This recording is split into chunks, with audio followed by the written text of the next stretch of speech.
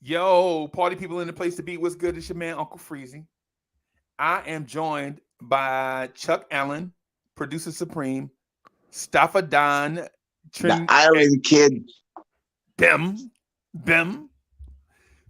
We are gonna review a cult classic called The Dark Knight Rises, and we are a tad late because a couple of things. Uncle Freezy had to make sure he had the snacks ready, and also, also, man, we were just chopping it up before we got here, bro. The Dark Knight Rises is in my opinion, I'm gonna just say this just to get the palates wet. The Dark Knight Rises, or the Dark Knight, the series, Batman Begins, The Dark Knight Rises, all of these, in my opinion, are a mix between Hitchcock spellbinding movies, Alfred Hitchcock spellbinding movies, and the Fast and the Furious action series, right? Wow. Let me bring in Okay. let me bring in our guy Ron from Still Knicks fans. Ron, what's good? How you doing, brother? Yeah. I'm Hold green, up. We man. got a Yeah, Mets green, fan man. in here? We got Bim, a Mets. Oh, Lord. bim, bim. So Ron, what I was just saying in this opening is the Dark Knight series, right? Batman Begins, The Dark Knight Rises, in my opinion, is a mix. And I know this is going to sound crazy, but the spellbinding, deep thought, eclectic Alfred Hitchcock series of the 1940s and the Fast and Furious series of today, where you mix all the deep thoughts, like for instance, the antagonist in this movie, in my opinion, is musical chairs, right? Musical chairs. But I'm gonna get to that. Black University was good. Black University's in the building. So, but I want to get to that because I want to ask y'all some stuff and get y'all opinions on it. So I'm not gonna hijack it. I want everybody to give their opinions and such. But just real quick, I'm gonna do a real quick overview. So The Dark Knight Rises is a movie that came out in July of 2012. Right? It's almost 3 hours long. It's PG-13 at 2 hours and 44 minutes. It's directed and written by Christopher Nolan with the help of the writing credit goes to Jonathan Nolan and David Gay, right? It stars Tom Hardy, Christian Bale, and Anne Hathaway, right? And the story of The Dark Knight Rises, according to Google, goes as such. It's been 8 years since Batman, in collusion with Commissioner Gordon, vanished into the night, assuming responsibility for the death of Harvey Dent. Batman sacrificed everything for what he and Gordon hoped would be the greater good. However, the arrival of a cunning cat burglar and a merciless terrorist named Bane forced Batman out of exile and into a battle he may not win. So clearly, that was written in 2012. Yeah. That was written in 2012. Those of us that have seen the movie by now understand what has transpired over the years. Hey, Marquise is in the building. What's good? Nick from Yuma's in the building. What's good with you? Like and share. Like and share. Let everybody know that we on here. We on here. Yeah, man. Yeah, man. Hey, and Send so it to your Twitter. I'm sorry, Freezy. Send it to your Twitter. Send it to your Facebook. Send it to your IG. Bim, Vibes and stuff is on live.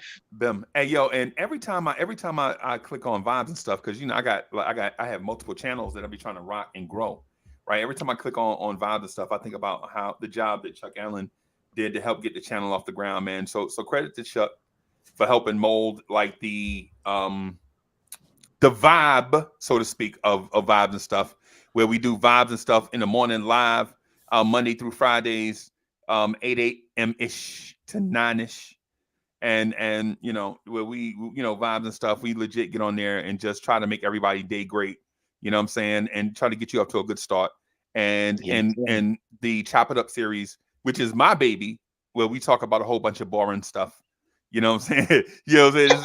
It's my thing where I get a chance to just talk about what's on my mind and what's on my heart.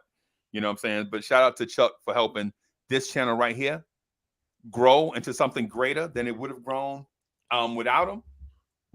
And also keep an eye out for Vibes and Stuff Jams. So Jams is a show. It's going to be just like a little snippet. It's going to be a little joint where Chuck Allen, plays some music where you can come in and vibe to, and the theme will rotate based on, what I'm saying, what came through in production. Like I think there would be a disco joint. I think it's going to be a R&B joint, a soul joint. About 10 minutes, Chuck. About 10 to 15 minutes, yeah. About 10 like to 15. 7 joints. Okay.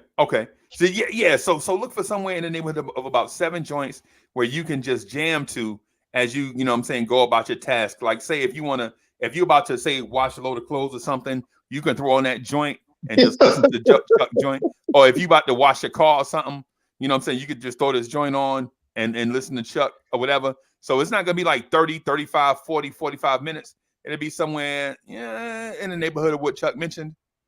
And that's going to be an ongoing project for us. So we appreciate Chuck for that. And with that said, let's get on to the reason why we here. Yes, Quiet sir. Money is in the building. Hewlett Samuel was good.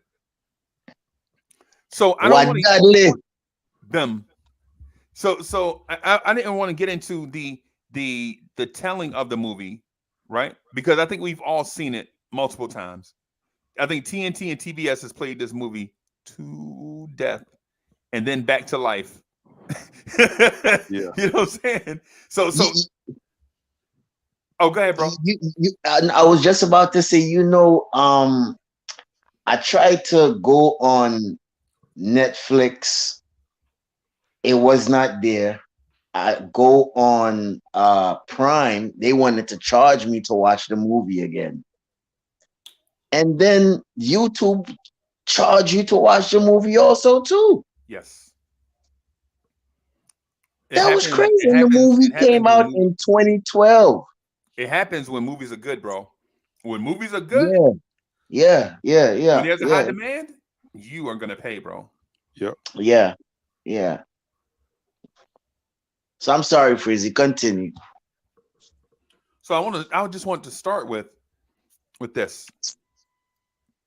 When I watch this movie, I believe the antagonist is a rotation of the protagonist and the protagonist's roles gallery, right? I think the antagonist in this movie is a rotation of multiple people. Because ultimately, when I because and this is just from what I heard by getting the opinions of other people. Like, I always feel like Batman in any movie he's in is the antagonist, right? And it's not like I don't like the Batman movies. I just don't like Batman the character, right? So what I'm saying is I like Batman and the Dark Knight and the movies and the comics. All of these things are great and entertaining. Soulfinger, what's good? Hey, what's going on, fellas? Ain't nothing to it. What's happening, player? Oh man, it's everything is lovely on the west side. Can't complain. Beautiful Soul weather. is in the house. Them. Wait, but Freezie, before you continue, when you say you don't like the Batman character, is it the Batman character or the Christian Bale character, or is it just? No. I was gonna get to that. I'm glad you asked that. I'm glad, because I think Christian Bale was an excellent Batman. I agree. I think Tom Hardy was an excellent Bane. I messed up. My apologies. Let's start again. Is it the Batman character or the Bruce Wayne? That's what I meant to say. I don't know why I said the actual actor's name. I meant Bruce Wayne. Okay, I got you. So, and that's a great question, by the way. And so, my dislike is of. Okay, so I'll answer that with a paragraph of stuff out of left field, right?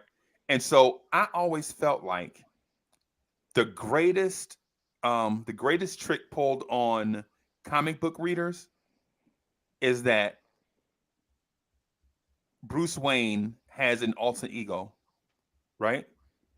I think that's the greatest trick ever. I think when that little boy fell in the well, he came out as Batman and left Bruce Wayne in that well in a grave. Right? That's what I felt like. I felt like that traumatic experience killed Bruce Wayne on the spot. The person that emerged from that well was Batman, right? And the greatest trick pulled on comic book readers and moviegoers is that Batman was fooling everybody that Bruce Wayne existed. Right? That's what I always felt like, right? Because think about what happened, the tragedy in that well. So what happens is the boy is going through Chuck, you remember last night we did a joint, right? The Men in My Life May Be a Monster. Right. Right. And so everybody that didn't see it, that was a show that we did last night about how traumatic experiences, whether random or forced, force us to be the people we are today. Right. And so what happens is I always believed that Bruce Wayne had issues before they went to the movie theater. Right. You know what I'm saying? I believe the little boy being raised by Alfred had a stress disorder because his father, Thomas Wayne, was never around. Right. Right? Right? The little boy wanted to be with his father. The father never had time for him. Not saying that Thomas Wayne didn't love Bruce Wayne, because he did. Right? And the reason why it dawned on me like that, because I went through the same thing with my sons. Right? Because I was off saving the world for other people all the time. And I would come home and love up on my sons no matter what I would buy them. They like, whatever. They like the new Call of Duty, so what? The new Jordans, so what? I'm like, but everybody want this, man. And they like, but we want you here. And I couldn't provide that. You know what I'm saying? I could provide the material stuff. I couldn't provide myself. You know what I'm saying? And that created like this stress disorder where, man, you go off, you always trying to make money, you always chasing the dollar, you always trying to do such and such, but you never home. And my thing was, well, I didn't want y'all to grow up like how I grew up with my father. Mm-hmm. You know what I'm saying? My father was always around, but doing the wrong stuff, always giving me bad advice, never providing for me financially. So I became the opposite guy. You know, you ever heard of overcompensation? Yep. Right. You know what I'm saying? So I was that guy, like trying to, hey man, you going to the prom? Shit, let's drive Porsches to the prom. You know what I'm saying? That dude, right? Whatever. Mm-hmm. You know. And so I thought that what was going on with Bruce Wayne and Thomas Wayne. Because if you remember, Bruce was reluctant, no matter what, and I may be reading too much into it, and I'm gonna get to what Ron asked, right?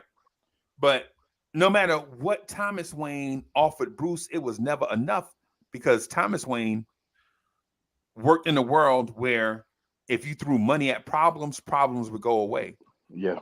Right. It's the reason why organized crime, and I'm not saying Thomas Wayne contributed to organized crime directly, right? In Gotham, I'm not saying that, right? What I'm saying is Thomas Wayne threw money at a whole bunch of problems in Gotham City, right? Throw money.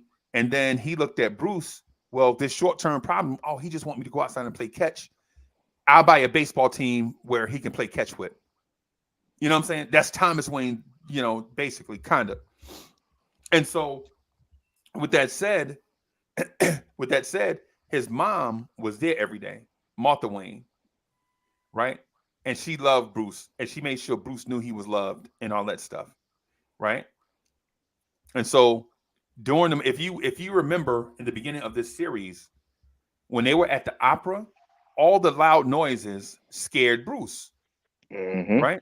Well, why would Bruce be scared? You know, so why would he be scared and intimidated in a setting like that? The opera was about dark shadows coming out of the blue and all these things scaring Bruce. What it is I think the dark shadows and all these things were not scaring Bruce, but kind of giving him the awakening, right? Hey, this is you. This is life. You're a light character is going about his business, walking down the street, and then a dark character comes out and jumps him, right? And it's like a prelude to what happens when the Waynes leave the movie theater, right? Here's the other thing too. Everybody is going out of the front of the opera on Main Street, right?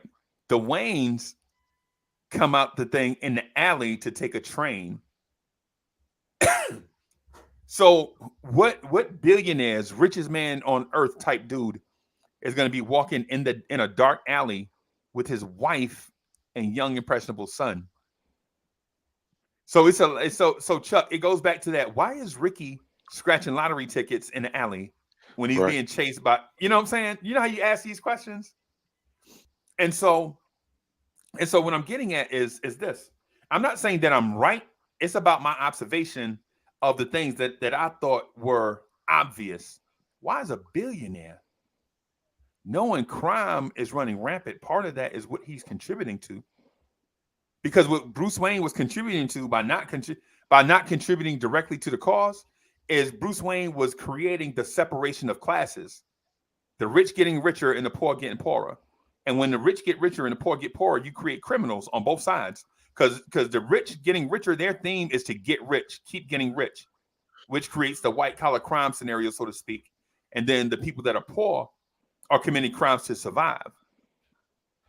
Right? And I know this is all out of left field. I know. This is my, and I know I might not be right, but it's the reason why, you know what I'm saying, I enjoy having y'all here, because if I'm off the rails with this, then maybe somebody can help me get back on the rails. But the thing is Bruce Wayne seeing the dude who I believe they tried to twist it and act like it was a young Joker that murdered Thomas Wayne. I don't think so. I just think it was a normal street thug, right? A hungry dude just wanting something valuable where he could go back and, you know, a petty crime guy, a mugger.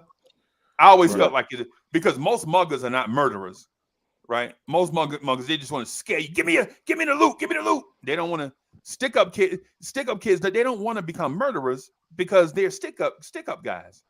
Stick up guys stick people up. Murderers just walk up to random people and just, you know what I'm saying, or whatever. And murk them and go and keep it pushing. Yeah. And there is definitely a separation, a line. Like most guys, it, like, you know, I'm not saying don't give up your stuff, but if things go along too long, the stick up kid will run and survive another day. He like, yeah, I didn't get this one, I'll get the next one. It's like fishing, right? So, but the thing is, when Bruce Wayne sees his father murdered, he knows there's no going back to, there's no way he can patch up the father-son relationship, because Thomas is not there.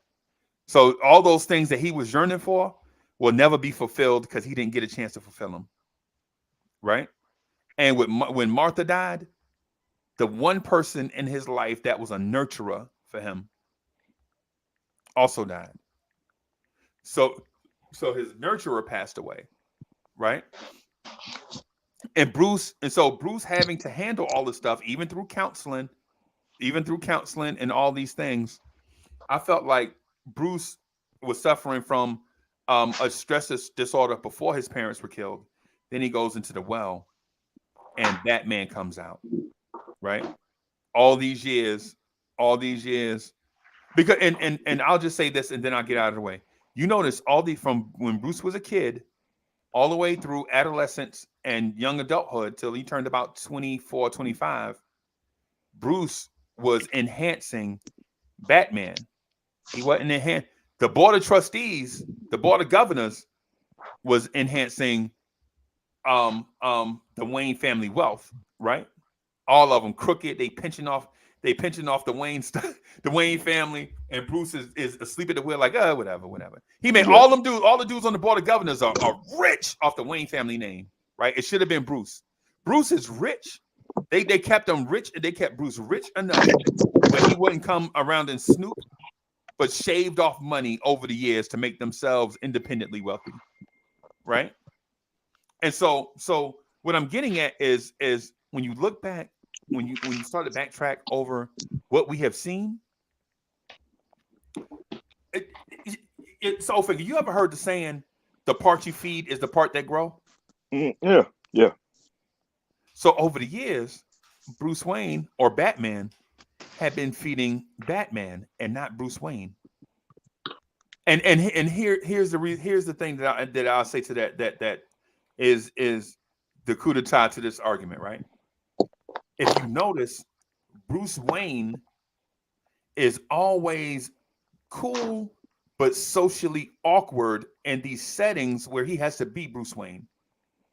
Like if you remember him in front of the restaurant revving up the Ferrari, and they talking to him like, "Hey man, why are you revving up the Ferrari in front of? What's wrong with you?" You remember him getting into the pool of water with the supermodels and then coming to dinner? Mm-hmm. You know, all these odd, because it's actually Bruce Wayne putting on. I mean, I'm sorry, it's actually Batman putting on a facade to be Bruce Wayne. So anyway, I'm gonna get out the way. I'm gonna get out the way and let y'all get in because I know I said a lot.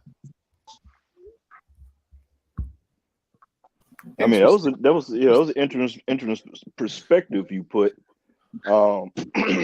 And you know, we're talking about the movie, and then it's you kind of have to some way detract from if you've read the comic, because you know everybody grew up watching Batman. You never knew who Batman was.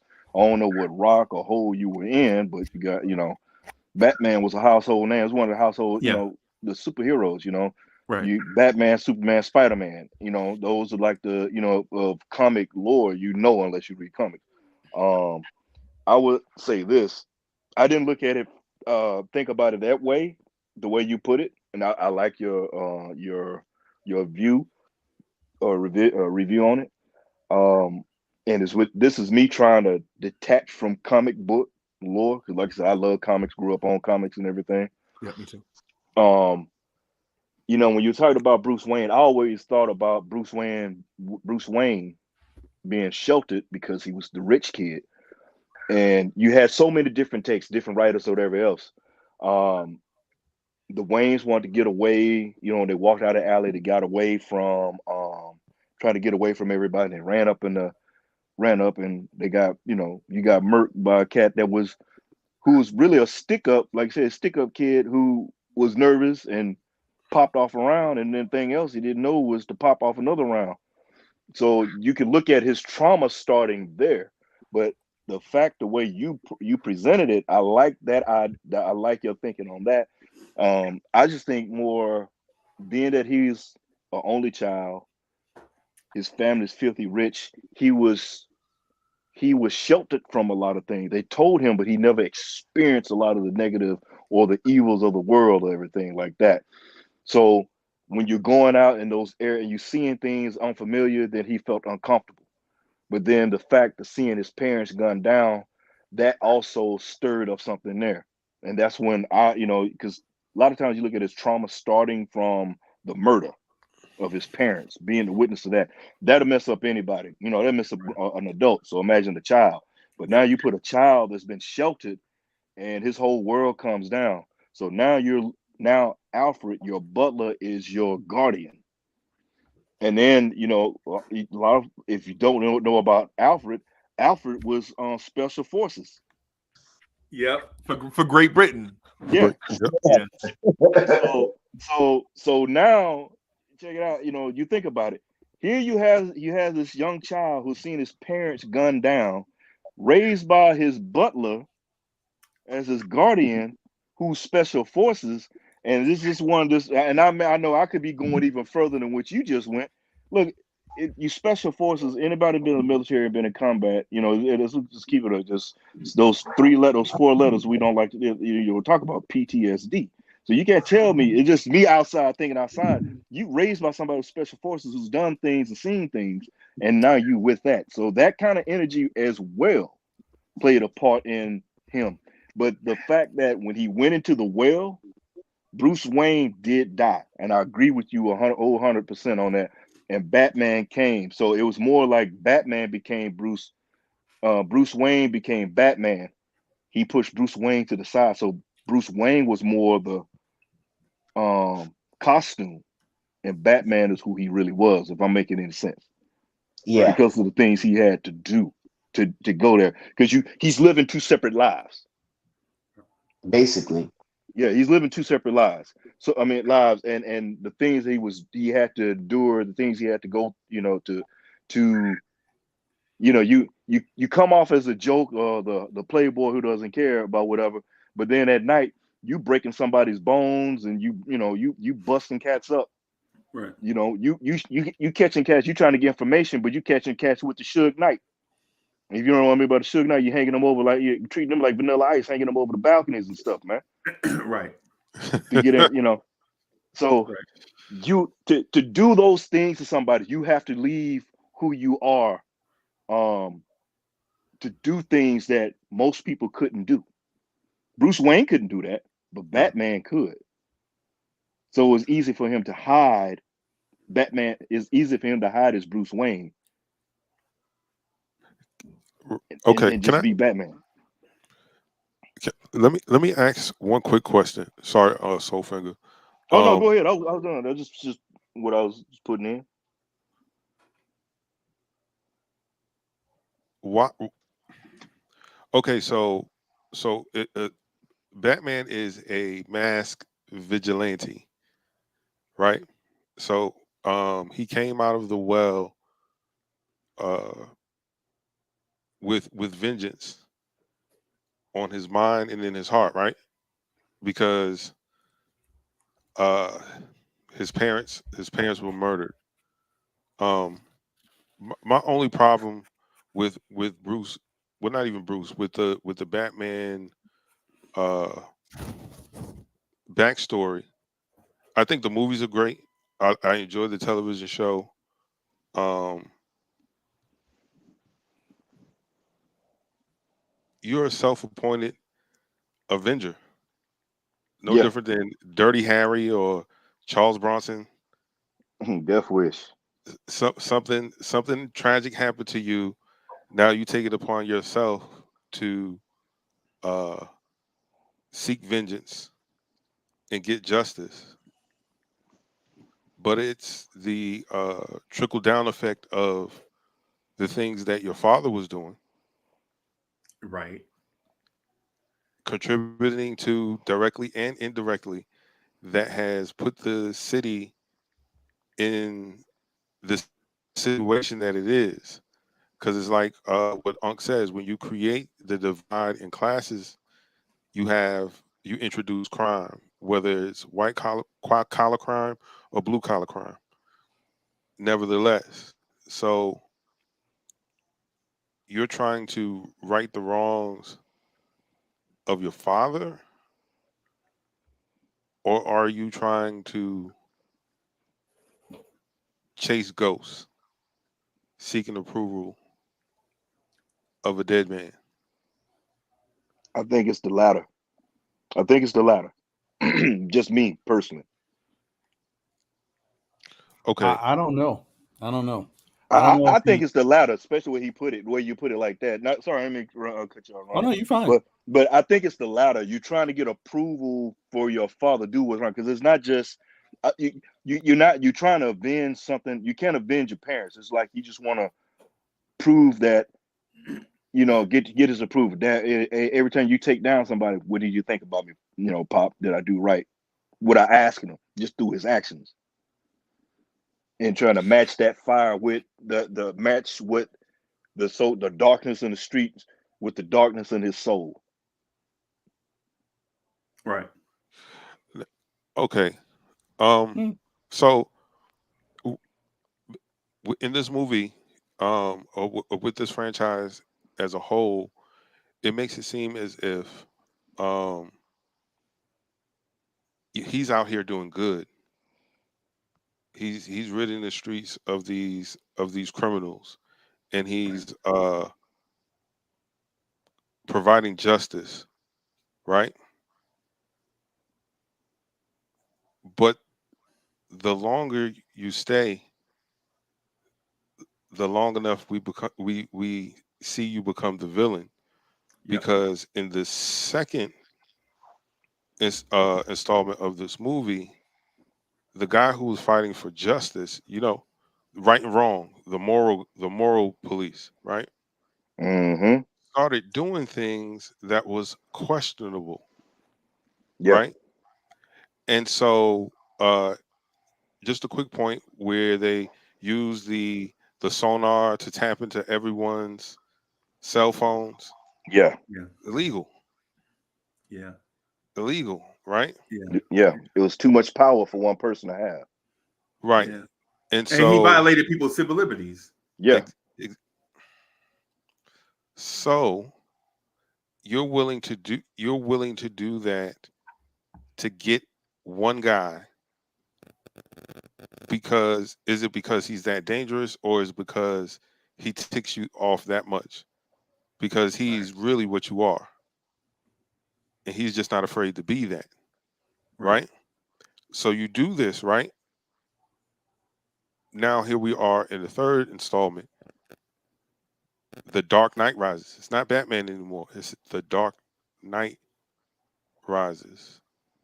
Right. Because as we see in this movie, it's a lot of questionable things being done Yeah. Yeah. on all sides.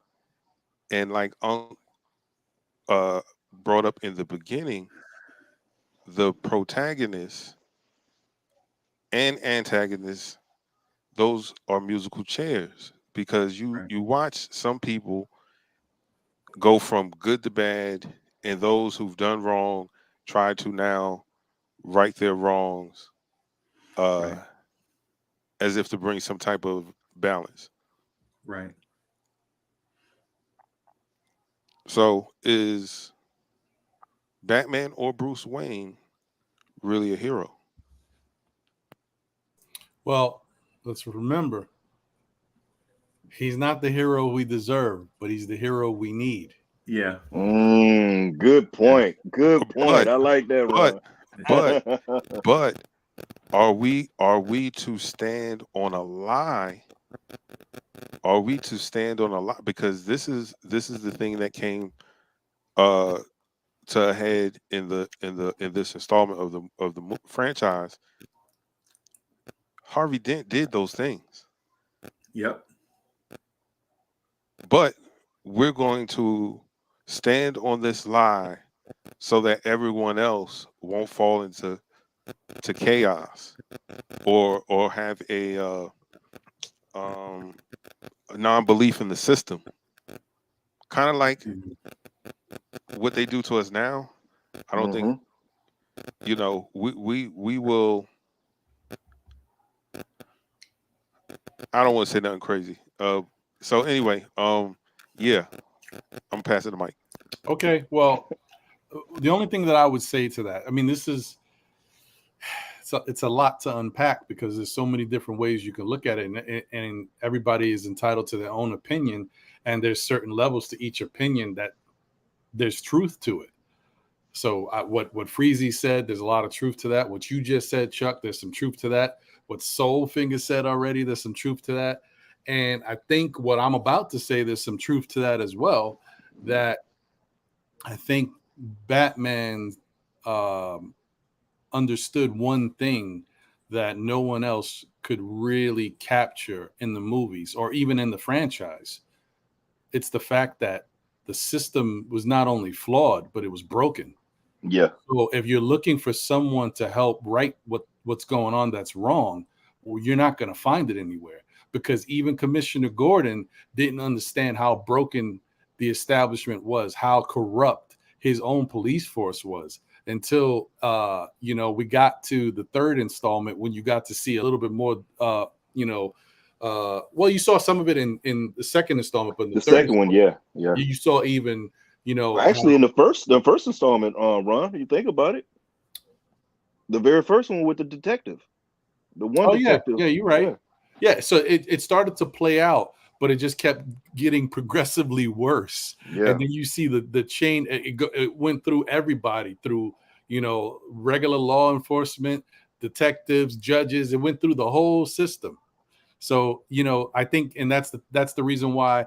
Yes, was Batman necessarily doing things in the right way? No. Was it for the right reason? Yeah, but I think Batman didn't. It wasn't black or white for him. He lived in that gray area. That was his whole thing. So and the other thing is, I also don't know if when he was capturing people, I mean, I can see how that could be, something that is true. I don't know if when he was doing things and trying to put bad guys away, if he was seeking approval. I think that at some point he realized that his family was a big part of the problem, and he needed to try to correct certain things so that he could deal with it. You know what I mean? Like himself personally. So I don't know if he was looking for approval, more or less like, I'm going to fix this the best way I can. So was he moral? Are you saying that he was morally convicted? I think he was.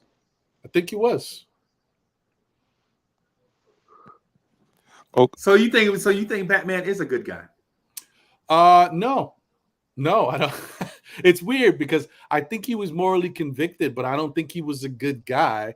I just think that he felt, it's almost in a way like you could also say, judge, jury, executioner. Some people with that type of power, they play God. I almost feel like in the more and more he was doing it, obviously the more power he got, and reasoning kind of left a little bit. It was about how I think is best, and this is how I'm going to do things. Not necessarily that that's the right thing. I just think that he felt like no one else could do it. He was the only one who could do it. So if he had to do it a certain way, you had to deal with it because no one else is going to do it. That's how I kind of felt like it was. But I don't think he was a good guy. I just think that he was doing what he thought he needed to do. And it was more about how Batman would feel. Like, I need to do this. You guys are going to benefit from me getting some of the scum and the crime out of the streets, but I got to do it. So you kind of saying, and I'm not trying to put words in your mouth or just going by what you're saying. Basically, this is paraphrasing in a way. Batman saying, the job is done. Don't ask how it's done. Just know I got the criminals off the street. Exactly. You don't have to worry. And the one thing that has always been stressed about Gotham, be it comic, via every other movie, but we're talking specifically this movie, The Dark Knight Rises, that the system, it wasn't flawed, it was just broken. And it showed how badly it was broken through greed and under the table moves and all like that. Because, and I'm not going to go into too far because I know Freezie got he's got stuff lined up. So I'm not going to jump too far. I'm going to hold back on what I'm going to say until he get to that part.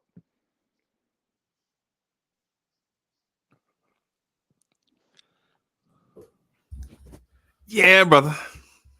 So it's a lot of stuff going on in this movie. The musical chairs of protagonist and antagonist is amazing in the respect that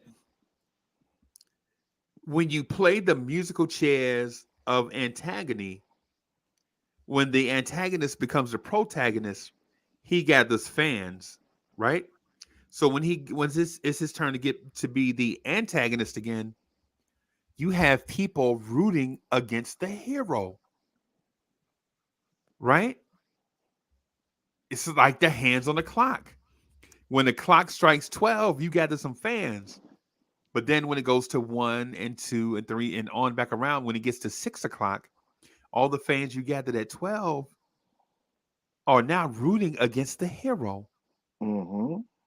Right? And so here's the thing. Here's the thing. I think that is how Bane got people to be so loyal to him throughout the movie. People gave their life at the snap of a finger. They didn't care.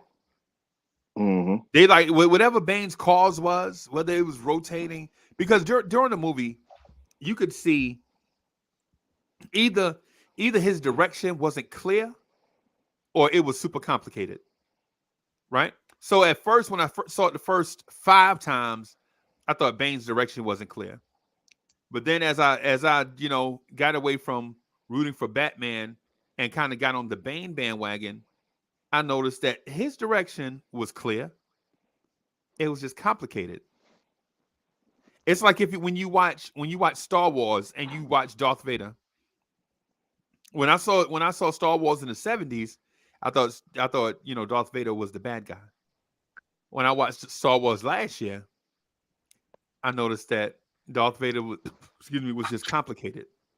Yeah. A complicated figure that had no control over his life. Somebody controlled his life since he was a baby. Yeah. And made him live this life out in the way that they wanted him to. They had an ultimate plan, and having this pawn, which was Darth Vader, Darth Vader doing their bidding. G-Man, what's good? What's good, gentlemen? How y'all doing? Yes, sir. Man, The G to the M to the A to the motel, N. man. What's happening, where Chief? you at, the Poconos? Jeez, look at that TV, bro. Man, stop playing. When you live in the rich life, you could do that. Yeah, well, you got to sit down the hallway to watch that TV. It's so I'm big. not, because if I was, I'd be at home. Oh, Man, look, this small stuff. I'm just trying to survive, gentlemen. I'm just trying to survive. That's all. Hey, G, man. Real quick. For real. Hey, G, man, you've been moving around more than traveling Matt Fraggle, man. Yeah, man. Hey, you know, you got to do what you got to do what the situation calls for, right? Yeah, and man, look, I ain't mad at you. Never been, and you got to be mobile, bro. You got to be mobile. The pandemic has ruined a lot of people in that aspect. So remember, before the pandemic hit, everybody was mobile. Pandemic came about, got people in a certain funk. They're like, I can't go outside and water my grass now. Stop playing. I fly all over the world, ladies and gentlemen. I'm telling you right now. Yeah, you acting like Batman right now, a vigilante, just all over the place. and that's why I'm here. That's why I'm here. Because he's more like the Punisher. So I came up in here because I was listening in the background, right? And I feel like I need to bring Batman's persona to real world situations for me. So bear with me for a hot minute, right? How many people do you know in your life, the people that you interact with every day, every week, every month, once a month, whatever the case may be, that legit tells you, if I could attack this situation the way that I want to attack it, I could fix it. People legit believe that. The reason that they don't is because of the consequences and repercussions that come behind that. When you are a Bruce Wayne multi-billionaire, you set your own rules, bro. Let's be honest. You set your own rules. You can topple a government if you want to. You got enough money to do that. Money rules the world. Cash rules everything around me. Cream, get the money. Dollar bill, yo. I'm telling you what I know, not what I heard. So when you think about a Batman lives in your neighborhood right now and you don't even know. Because the people that are having that Batman persona in your hood right now, they can't come out in public and let people know what they're doing. Why? Because they be locked up. They'll be locked. Don't let me out. Hey, don't let me out. I'm locked up. Don't let me out. No, don't let me out. I'm telling you, it's happening, bro. It's happening. I digress. I'm sorry. But look, I'm sorry. I came in here hot, right? So, first of all, salute to my man, Uncle Freezie, Chuck Allen. You know how I feel about you, my brother. My brother from another mother, the other Ron. Yeah, hey, brother, I love you like a play cousin, for real. And, you know, that dude down south, you know, that he lives out west, but he really from down south. None other than that Soul Finger. And my island brother, oh my goodness, Soul Finger, when you gonna take me to the islands, bro, and show me a good island? Anytime you're ready, G-Man. Wow. Hey, you gotta, we'll have to definitely have you cough, you know? Hey, man. Hey. Breathe, brother. Breathe. Yeah, Stefan getting emotional. You can't hold it that long now yet. Yeah, man. Stefan getting emotional over there. I'm telling you, hey, look, your favorite uncle's favorite uncle just got on here and talked to him. He got him all. He got a tear in his eye. Yeah, man. Yo, Freezie, you know that. I know. Hey, I know that. Hey, look, I know that cough, and it ain't Rona or bronchitis. No. You know, Yeah, man. Yeah, man. And so it's and so the Batman persona, man, is one that evolves. Like so I understand what G-Man is saying, but to what Ron was saying, though, I don't think this is a confliction of one person pretending to be another. I think it's one person pretending to be another with another personality. Mm-hmm. Right? Notice I said three different things. You Because did. I don't think Batman and the Dark Knight are the same person. No. Okay. I think the Dark Knight is Batman taken to the extreme. Okay. And if you think about that for a second, I agree with that. Just Batman, because Batman takes the weaponry just for to detective. Batman is ultimately the world's greatest detective. That's what they used to call him back in the day, the world's greatest detective. Yep, right? You're right. The Dark Knight exercises vengeance. Mm-hmm. He don't care where you are in the world. If you did something wrong, he gonna come find you. And listen. Here's my example. Batman went to Asia in one movie twice. Yeah, he did. He went to Tibet, and he also went to China. Yep. You know what I'm saying? Think about these things. This dude would get himself locked up for months in a prison camp for criminals, right? And I know that's the Batman Begins part, but and I got them mixed up a little bit, but my point is still the same though. Batman would, oh, you think you big and bad? You think you bad, huh? Batman will go into that prison and stay there for months just to get the one opportunity to beat your ass. Yeah. But you know, this is the thing too, Freeze. And I know it's not trying to go compare or whatever, because you have to look at changes of the times. When Batman was the known as the world's greatest detective, he had to change his tactics because the way times were going and what the criminals were doing, and he had to go along with the times. Only thing he wasn't doing that, he still had that one honor, that one thing in his code that he would not take a life. Yep. Yeah.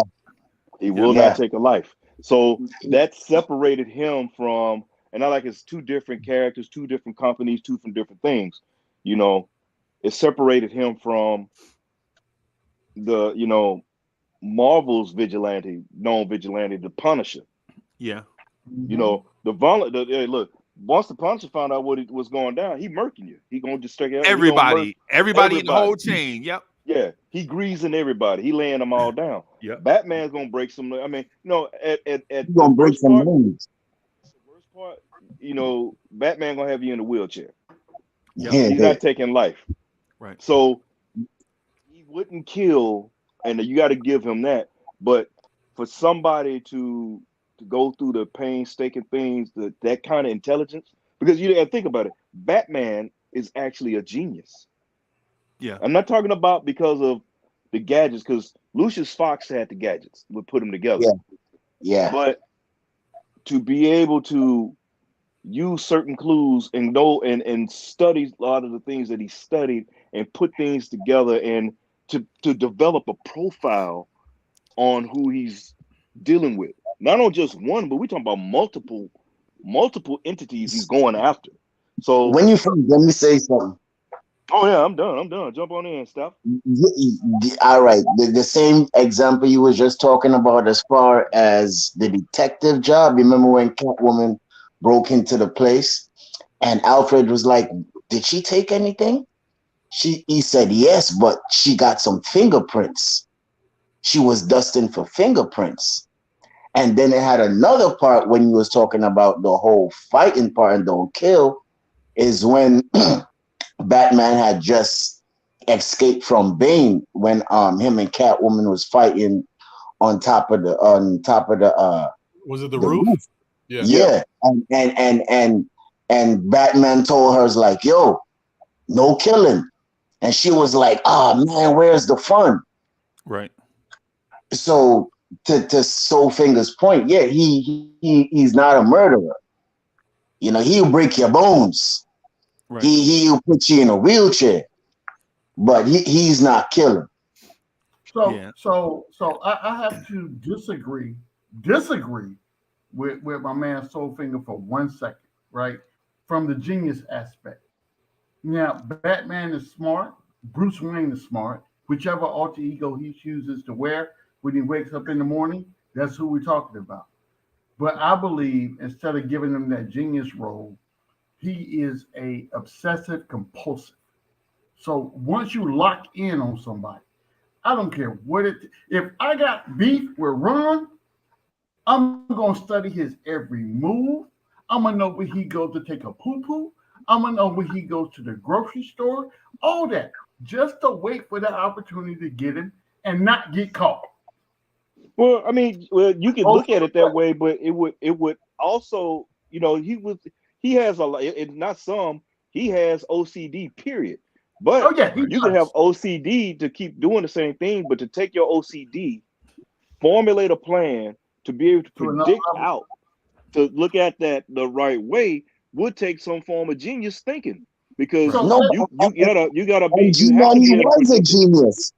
let For me ask him you. to find out automatically Catwoman came in to get fingerprints and Alfred thinking it's a robbery.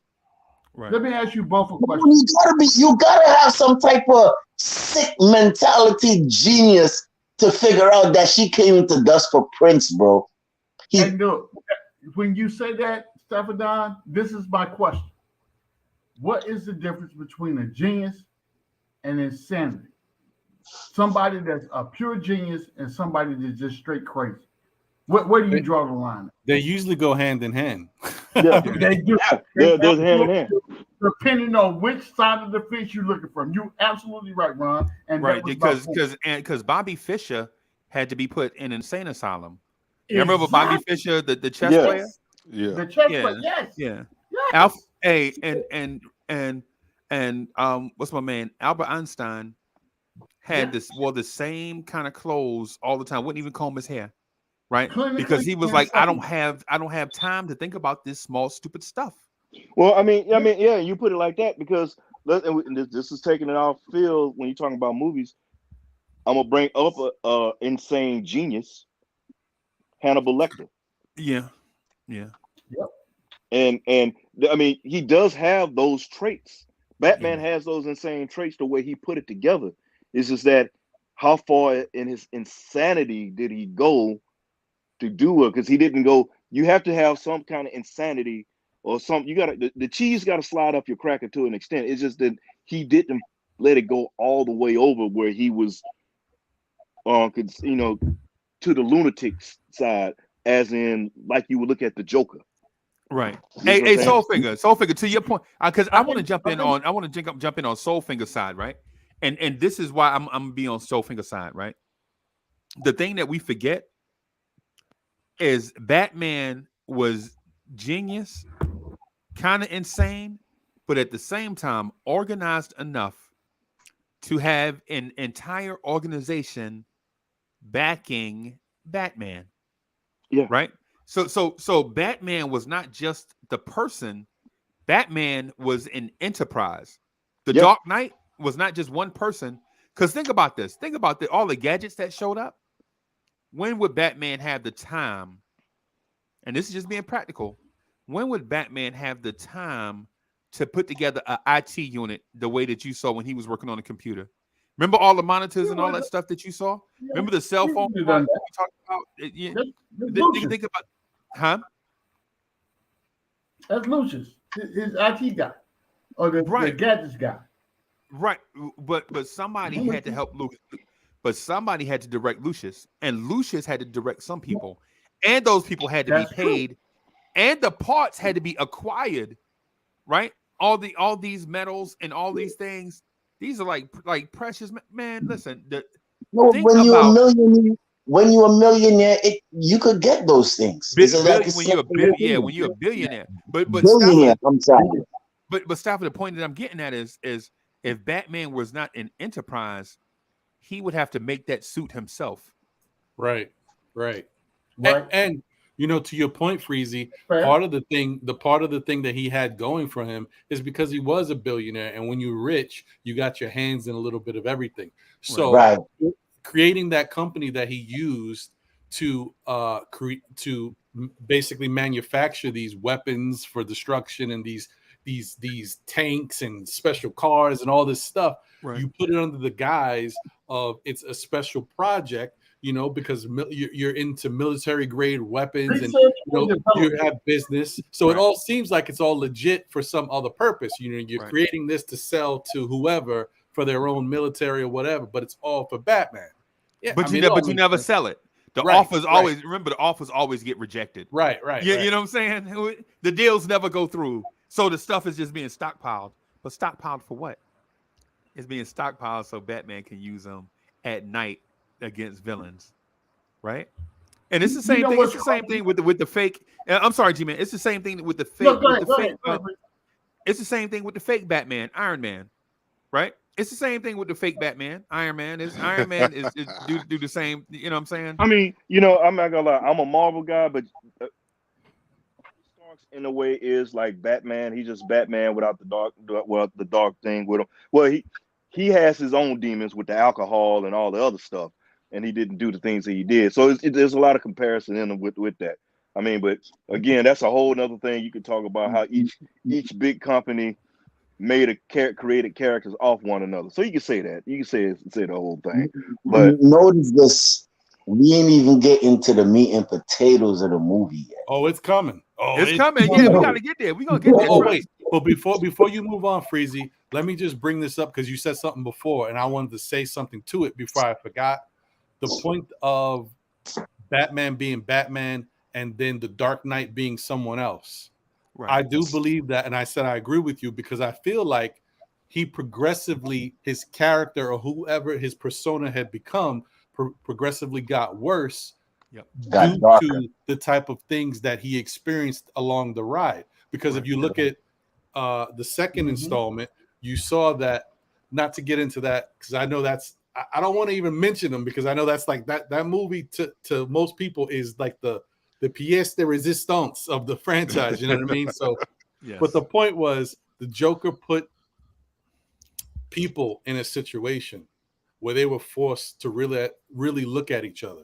And Right. Batman's watching all of this because he was monitoring everything that was going on, and he knew the decisions that these people were forced to make and how they were contemplating the decision. Like he understood that, these people, man, you would think they have each other's backs, but when it really comes down to it, they was ready to cut. They didn't care, man. It was about me. You gotta go. I mean, it was tough. And in the end, people did step up, but there was so much in between where he got to even see there's criminals out here that doing whatever they want. The system is getting more and more corrupt by the day. This guy that I thought could be the best of us might not be who I thought he was. Right. Then you got, people starting to turn on each other. Eventually he's going to say, you know what? Nah, man, I'm not going to be your same old Batman. I got, Right. and if I got to kill somebody, it's going to happen. It's going to happen. Right. Different times call for different measures. You know what I'm saying? The criminal underworld stepped up. They no longer could. Batman was no longer good enough. You feel me? And at the same time, I felt like the Dark Knight was also always there, right? But Bruce and Batman could fight the Dark Knight off long enough for the Dark Knight to go away. Because there were times ever since you saw the first Batman movie and read the first comic book and saw all the cartoons, there was always a line in every episode or movie or comic that Batman would not cross. Yeah. But the Dark Knight was pushing him towards that line. Throw him off the building. Throw him off the building. Nobody would miss him. He's just a random henchman. And Batman wouldn't throw him off. See, therein lies, that's the justice line. Right? That's where Batman was the good guy. Right? When the Dark Knight started throwing people off of roofs and stuff, and even though they didn't die, they got hurt real bad. You could see the Dark Knight getting progressively worse and worse towards what he felt like was the enemy. Right? Right. Right. And so if you know and I'm going to get to the movie, man, but the movie is so deep.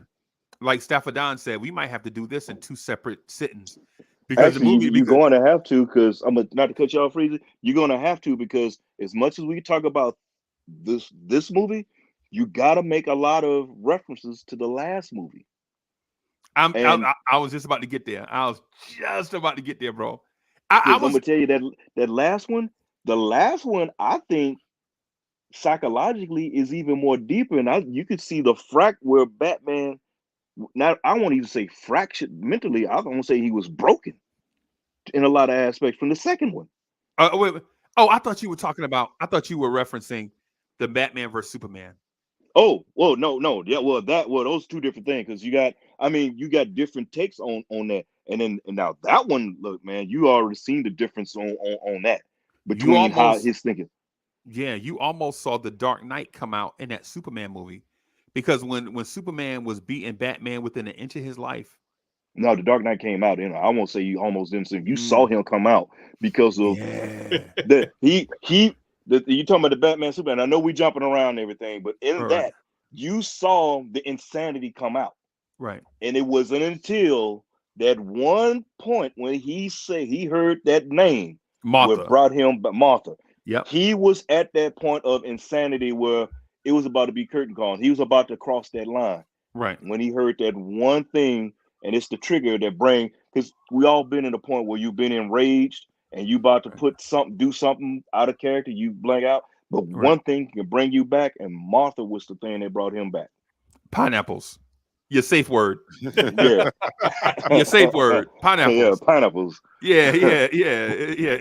Pickle pig feet. Yeah, man. So oh, go ahead, Chuck. I'm sorry. Let me just ask this real quick question. Did the Joker know, or could the Joker recognize the Dark Knight part of Batman, and that is why he was pushing him? Because he's saying, you're thinking you're walking on this line and you're on this side, when you're only a breeze push to the left or right to be on either side. Like, yeah, I think I'm gonna say yes, Chuck. I didn't know if you was finished your thought, but I'm gonna no, I'm say done. yes. I'm done. I could say that, yeah, I think he saw that in him. I think he could see it because of his actions and the way he led his life, the vigilante role, to do what he did in the dark of night, and how he went about it, and how he was good at it too, and how extreme he was at it. Because that's obviously to Freezy's point, going to Asia, going to grab people. Like, Joker saw all of that. And you can see, like, this guy, he sees it. He sees what I see. The difference with the Joker, but that's a whole nother story, is that the Joker's insanity was more powerful than his own genius. Because I think these type of villains, these extreme people, they all have a certain level of genius to them. Right. Just one part wins out over the other part. Because there are no inhibitors. Right. With the Joker, there are no inhibitors. Like, whatever the impulse is, the Joker gonna do it. Right? Yeah. Like, y'all remember Joker standing in that pile of money that reached all the way up to the ceiling, the big pyramid of money? And just burned it. And the Joker was like, we don't need money. He just lit the money on fire. He could have easily had taken that money, right? Taken that money and paid off all the criminals and got them and made them do his bidding. Right? Well, go ahead, Free. But he chose not to do that. He chose anarchy. Yes. Because when you don't feel safe, your natural core instinct is to protect yourself at all costs. Right? When you have money, you can get security cameras and guns and hire other people and all this stuff to be security. But when you feel like it's you alone and you can't trust anybody, you'll do whatever it takes to survive. Whether it's killing other people or hiding, right?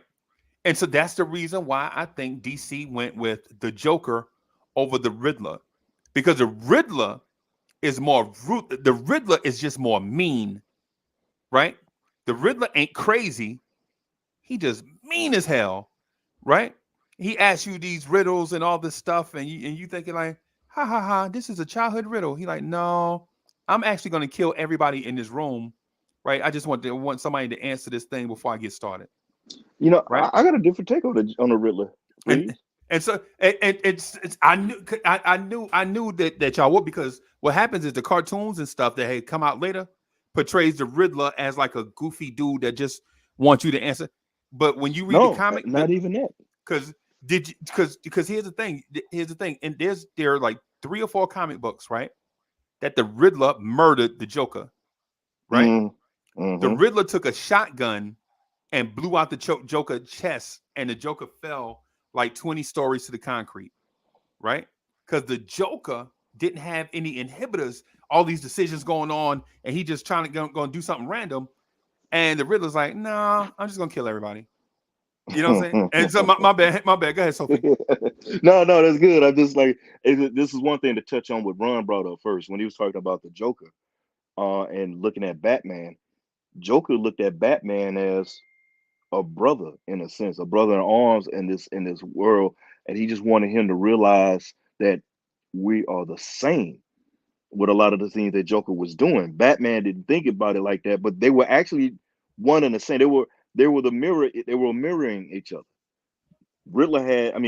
Joker had no inhibitor. Joker was he was wide open. He was buck wild. Right. Like you had that one partner, you give him a little too much to drink, and he go over the top. That's Joker. Yeah. That's Joker. Yeah. But Batman would go, yes, that gin, that gin make you sin, as they say. Yeah, Get you doing all kinds of things. Yeah. They break out the bumpy face, you be like, oh man. Yeah. Oh man, don't let little Earl drink that bumpy face, man. Oh, what he do when he drink the bumpy face, and then the next thing you know, you was like, man. Hey, Chuck, down here we call it naughty head, Chuck. Yeah, naughty Yes, sir. head, You ever bumpy face. naughty head. Yeah. So, but in regards to what you were talking about, I didn't mean to cut you off, so hopefully you remember, but I'm just telling you, this is the first time anybody explained to me because I've heard naughty and I heard bumpy. I never knew what that meant. Now I know. Okay, go ahead, continue. Hey, so and then regarding to the Riddler, I didn't think of him as goofy because he always wanted to prove how smart he was. He was the smartest person in the room. I'm gonna kill you, but I'm gonna show you how smart I am on how I kill you, and I'm gonna make you feel so stupid before you die. That's the way I looked at it, because it was like that, he was just smart.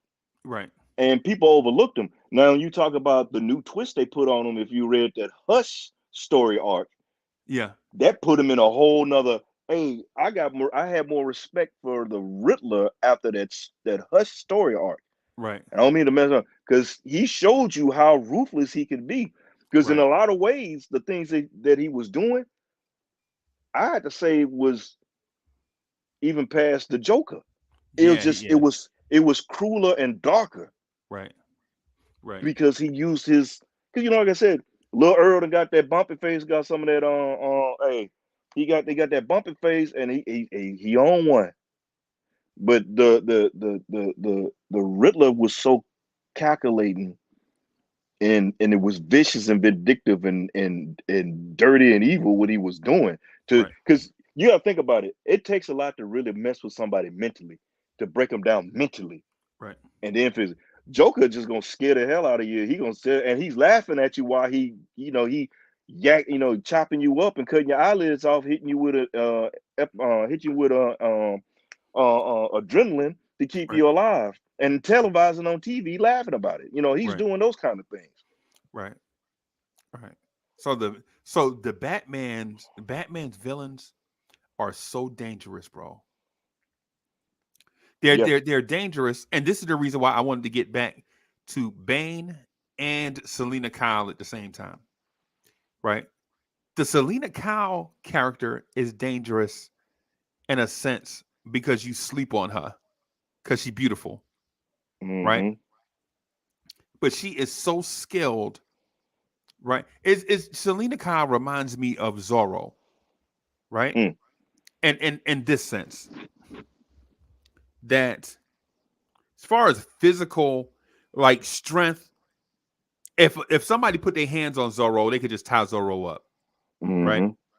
Like he's not Bane, but if you ever let Zorro put his hand on a sword, it's a wrap. an army was going down.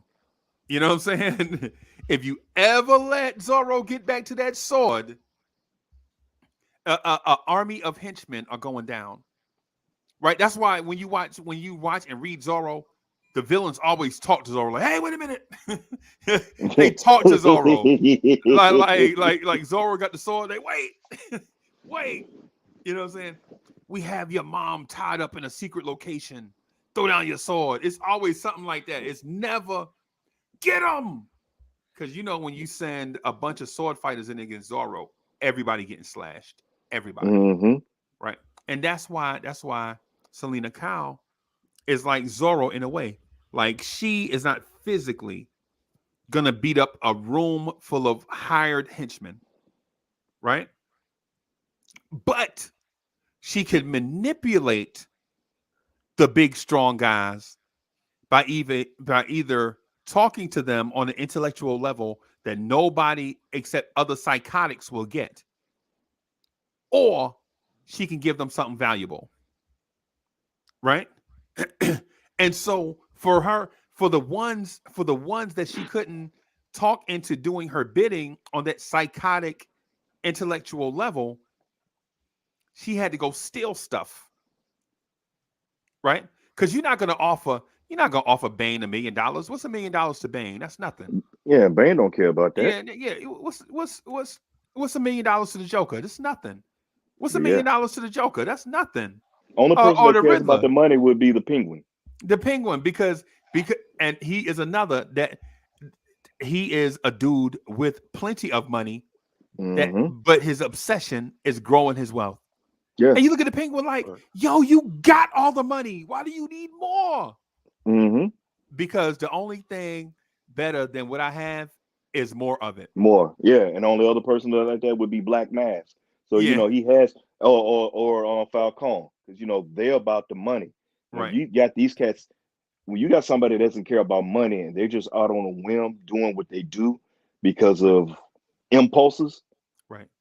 When you got somebody and he's referencing Malco Falcone, the mafia guy, Batman's mafia villain. That's what Soulfinger's talking about. Yeah. So you get a cat that they about the money, because you have different sides. You have different agendas. But all those other cats you were just mentioning, Freezie, those are ones like the Falcons and all like that. When you look at them compared to others, you know you could stop them at a certain part because you could offer a dollar amount. Right. And they're going to. Those others, you cannot reason with them about with money. You just got to stand back and be like, well, damn, he about to split me from asshole to appetite. Right. And that's why Selena Kyle's character is intriguing. Right? Because she can't think about this. Can Selena Kyle offer Batman friendship? No. You know what I'm saying? Because she offered Bruce Wayne friendship. Nah. You could be a friend, whatever. I got plenty of women that probably look better than you. Bruce Wayne. You know, this is Bruce Wayne talking. Right? But what she can't offer, and it's the same thing with Diana and Batman and Wonder Woman, right?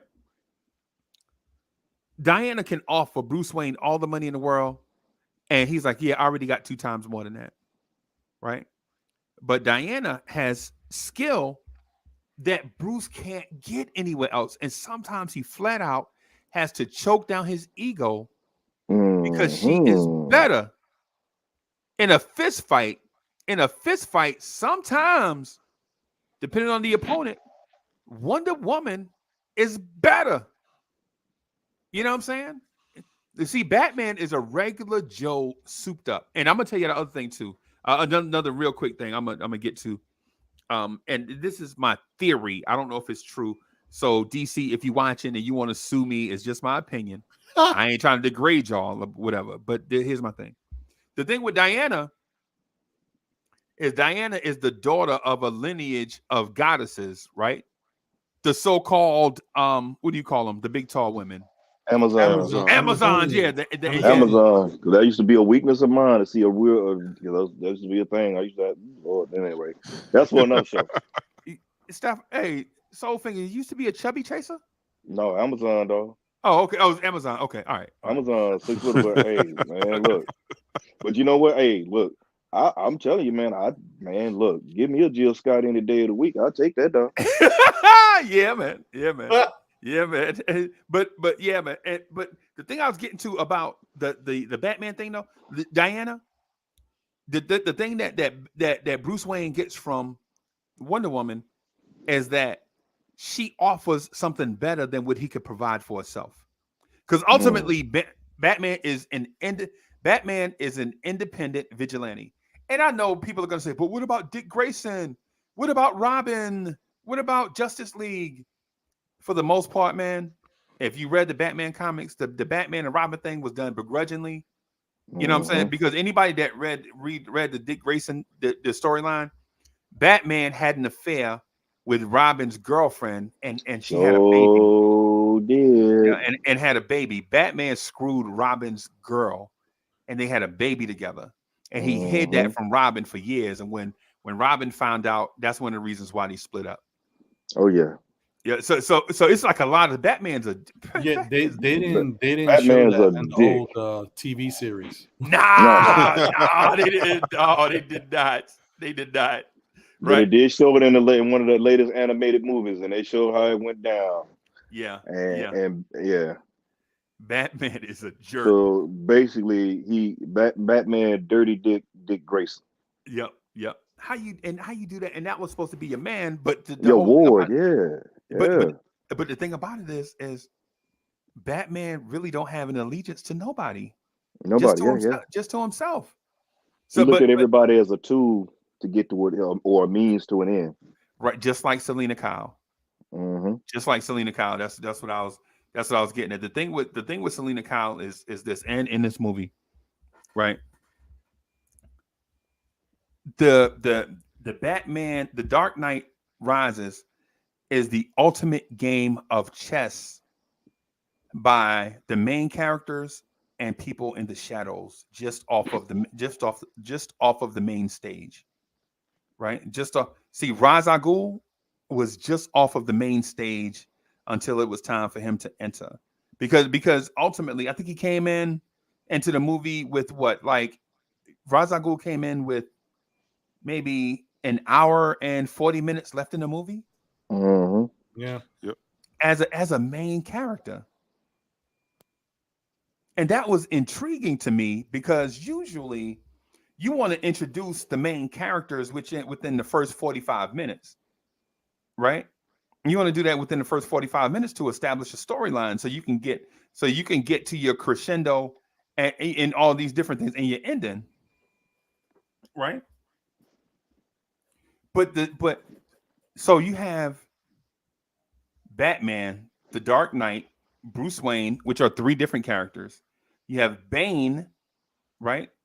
You have the people that were hired to kill Bane. Remember in the beginning of the movie, in the airplane scene, the people that were hired to find Bane and kill him. So you have them. You have Ra's al Ghul. You have Selena Kyle, and you have, in my opinion, the ultimate manipulator in Alfred. So in my opinion, and also Talia al Ghul. Oh, she is fine too. Yeah, her too. Hey, you want to touch on her? I'm sorry. You want to touch on her impact in the movie? Yes and yes. My bad. Well, tell us how you really feel, Ron. Yes and yes. Well, personally, I think. Well, here's what I wanted to say, because this is a little weird, because when you think about it, it never really went away. But I do think that Bane had a lot to do with suppressing the Dark Knight from rising, right? I feel like everything that Bane did to him, and how he tried to mess with his mental, and then obviously putting him in the hole, I don't know what you want to call that, a hole, a cave, whatever. That was kind of the biggest form of mental manipulation.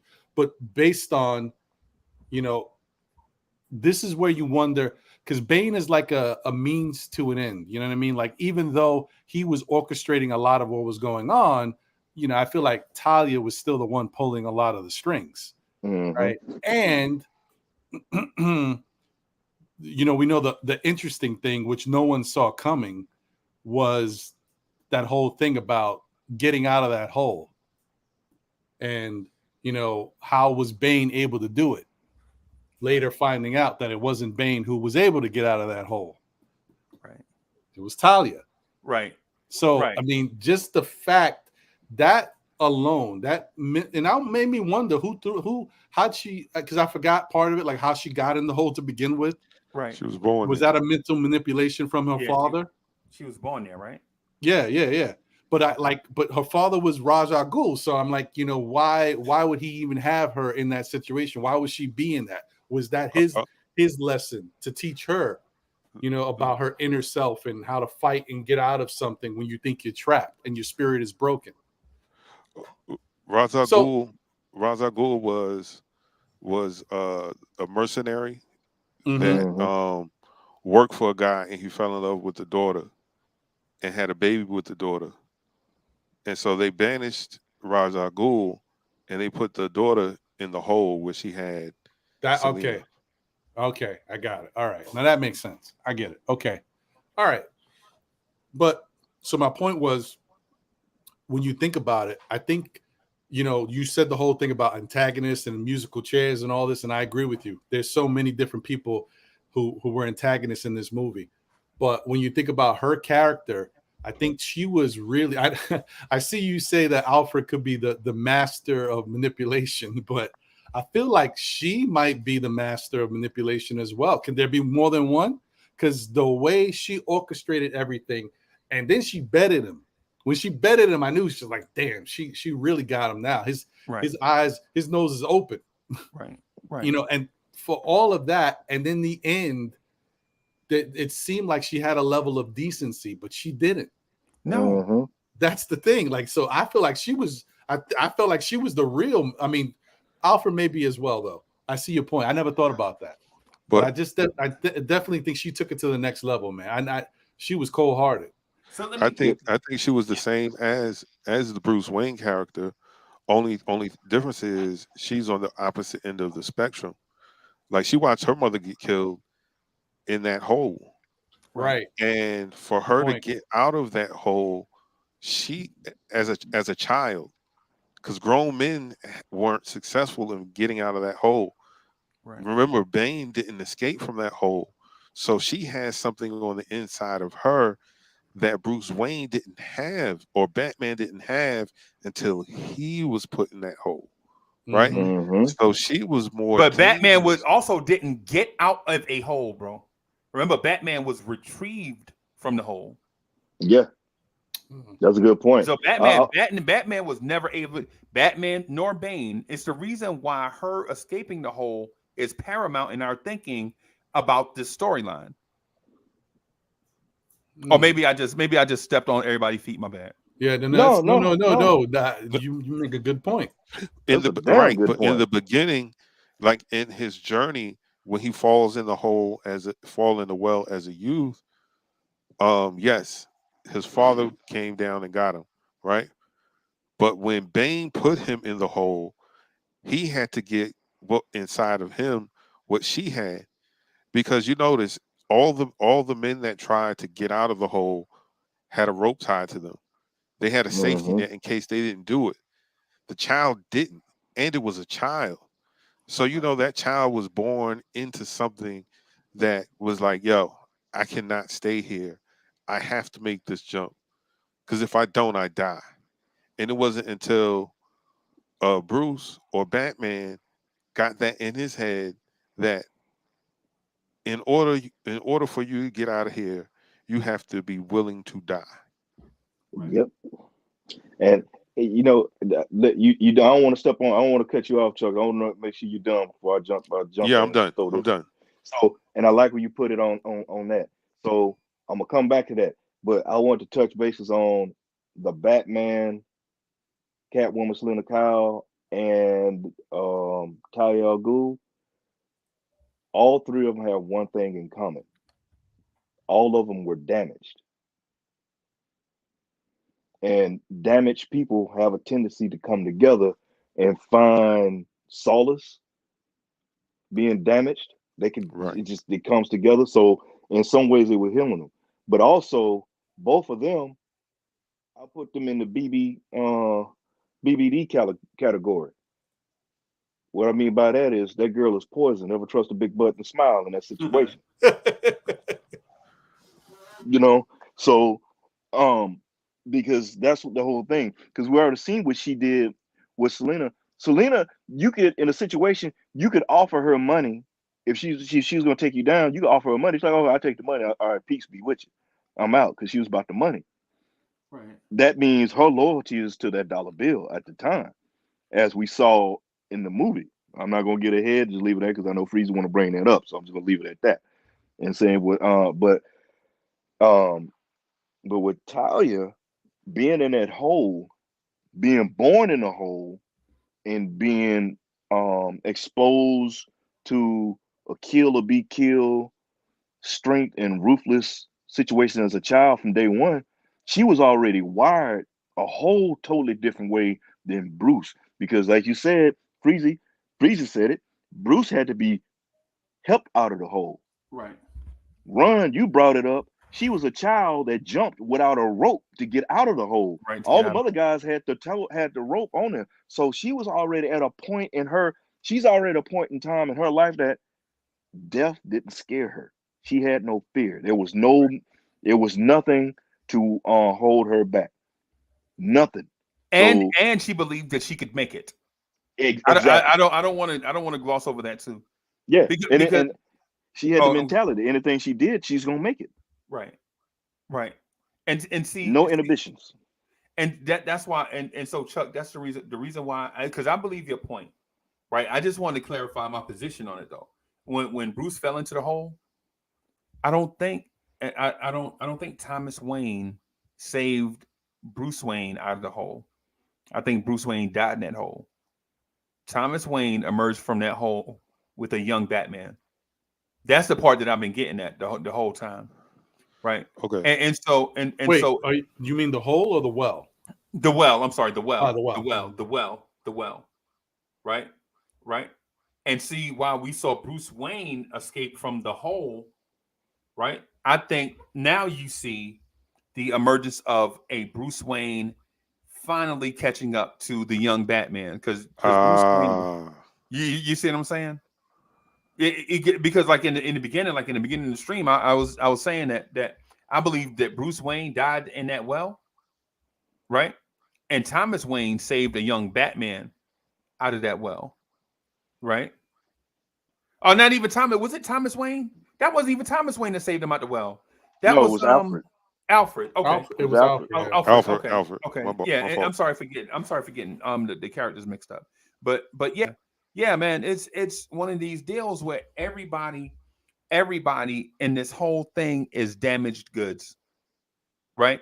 And as for people that are watching, the viewer, we like to think that we somewhat have our lives together, somewhat. You know what I'm saying? Like we ain't just gonna go out and leave from right here and go rob a liquor store for no reason. You know what I'm saying? Like the Joker, we ain't gonna do nothing. So as people that somewhat have their life together, watching people with all the resources in the world at their disposal that have major personal flaws. And that's why I think the villainy and the heroism of this movie and series is a rotating story arc, right? Because when you hear Ra's al Ghul talk, when you hear Ra's al Ghul speak, he sounds like the Marvels Thanos ripped him off. Like Thanos was reading the Ra's al Ghul playbook, right? When you watch Infinity War, listen to Thanos speak. The justice, the overuse of resources creates this such and such and such. You're like, wait a minute. I heard this 10 years ago with Ra's al Ghul. You know what I'm saying? And so Well, while people can think similarly and not live in the same universe, so to speak, it makes you think if you hear this twice from two different villains in two different series, there's a sect of people that actually believe this thing. And not because they spoke to each other, because smart, reasonable people can deduce certain outcomes and answers based off of the series of events that they experienced. Right? They came up to the same answer doing different arithmetic. Yes, so to speak. You know what I'm saying? I'm trying to figure out a reasonable way to say it. So I could agree with that. I'm just, it's just tough because there's so much I want to say, but I'm like, I'm with Soulfinger. I don't want to jump too far ahead. I don't know let's where do you're it. going. Let's. Hey, you know what? People have seen this, so there's no spoiler alerts in this because the movie's 10 years old. So let's just do it. Yeah, y'all got something, man? Come on. You know what I'm saying? Start from the beginning. Play. We've been at it for 90 minutes. Go ahead and play your trump cards. Hey, I'm just waiting to see. Hey, so you saying Spade's been cut? Yes, baby. Oh. Yeah, man. Okay. Spade's been cut. Well, So Yeah, go ahead, Chuck. Go ahead. yeah, Chuck. Yeah. what I took from the movie in general is everyone seems to point their finger when the bad guys in the room and not realizing that they have other fingers pointing back at them and they're just as bad, but they justify their deeds, disguise them as moral decisions. Well, it had to be done. There was no other way. But in actuality, there's a little bit of good and evil in everyone. No one is perfect because the idea of Batman was a person who's fighting for truth, justice, but in the pursuit of truth and justice, there's a gray line, and then sometimes that line gets blurred to where you stand. Wow. That's true. Yeah. That's true. See, that's why I like getting down with Chuck. Cause Chuck put some stuff out there. See, Chuck, y'all gotta watch Chuck, man. Chuck got a habit of slapping you across the face with good facts and some knowledge, and then crack your cranium and make you think even harder. Right. Right. Appreciate that. Well deserved. Yeah, man. Well, here's what I wanted to bring up. Because and it's funny that you brought up the connection between Ra's al Ghul and Thanos, because my whole thing was I was doing it on a smaller level because really all of these teachings that Talia al Ghul and Bane have is all from Ra's al Ghul. Yeah. So when I was thinking about it, I was comparing Bane's mentality and what he was trying to orchestrate to what Thanos was doing on a much smaller scale. Right. Because he wasn't obviously trying to kill people just to kill people, but he was trying to make a powerful statement and Right. to show you that this is the level of extremes that we're at. This is what has to be done for you to understand how bad this system is and how it is favoring the rich and the corrupt system that's going on. Because when you think about it, their belief is also that the system is corrupt, that everything's damaged as well. The police Right. department, the whole thing. Right. Yeah, and this is part of the reason why when you were talking about how you watched the movie a couple times and you started to see Bane's character and how he did things differently, or at least you saw more of it and understood him even more. When I watched it, I saw the movie in the theater. When I left the theater with my friends, whoever it was at that time, wow, that was a while ago, there was people, we were all like, yo, man. And then when you watch the movie, there's a lot of people even in the movie that was like with Bane. So there was a lot of people that agreed with his stance, even though he was a really real aggressive and damaging in the way he was carrying things out. But people understood. And there was people cheering for certain things, which I thought was weird in that type of movie, but that's what was going on. So you could understand, because you think about how we live as a society today, just real life stuff. You see how it plays out. Right. So I'm bringing that up because of the fact that I think that what I liked so much about Bane's character, now that I've watched the movie so many times, I lose a little of it, just a little, because of the fact that I see that Talia was pulling his strings all along. The puppet master. Yeah. That's the thing. Like, I gave him so much credit for being, because like the way he carried everything out, and just the way he pointed out the system and its flaws, and then realizing that later, really, it's Talia who has this whole thing down. And I know the teachings comes from her father, but really, when you think about it, she became her own person. She's following the teachings, but everything she went through, from being in that damn hole and getting out of it, she has her own powerful beliefs about everything. So you kind of look at her differently. So that's why I keep pointing to the fact that how she's the master of manipulation, because she's just a different level. That's a good take. It's a real good take. You know, my whole thing was, again, I had to cut off my comic book brain and look at it from the movie aspect of the characters, where they had the similarities of who they are in the comics, vice, the movie. So there were, of course, there's some things that they put in the movie that they're gonna always change.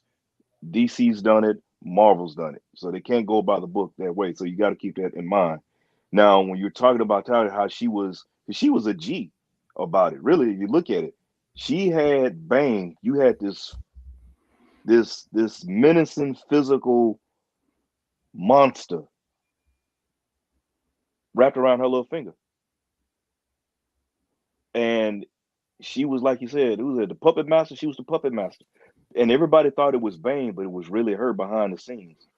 Right. It's just like in the music game. Everybody want to be the artist, but the real money and everything is the producer, the person behind the scenes, the person that's putting it all together. That's where I want to be at. I want to be the Diddy of YouTube. That's me. Yeah. So you want to be dancing all in the videos. All videos. You know what I'm saying? So, but yeah.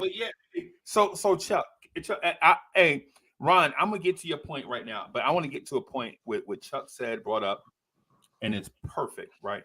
So, Chuck, I didn't want to admit it in the very beginning, but I have to now in order to be honest with the people watching. So, Ra's al Ghul, from what I gather, is a spirit that possesses people, right? Remember you asked me that in the beginning? No, that was Stafford X. Yeah.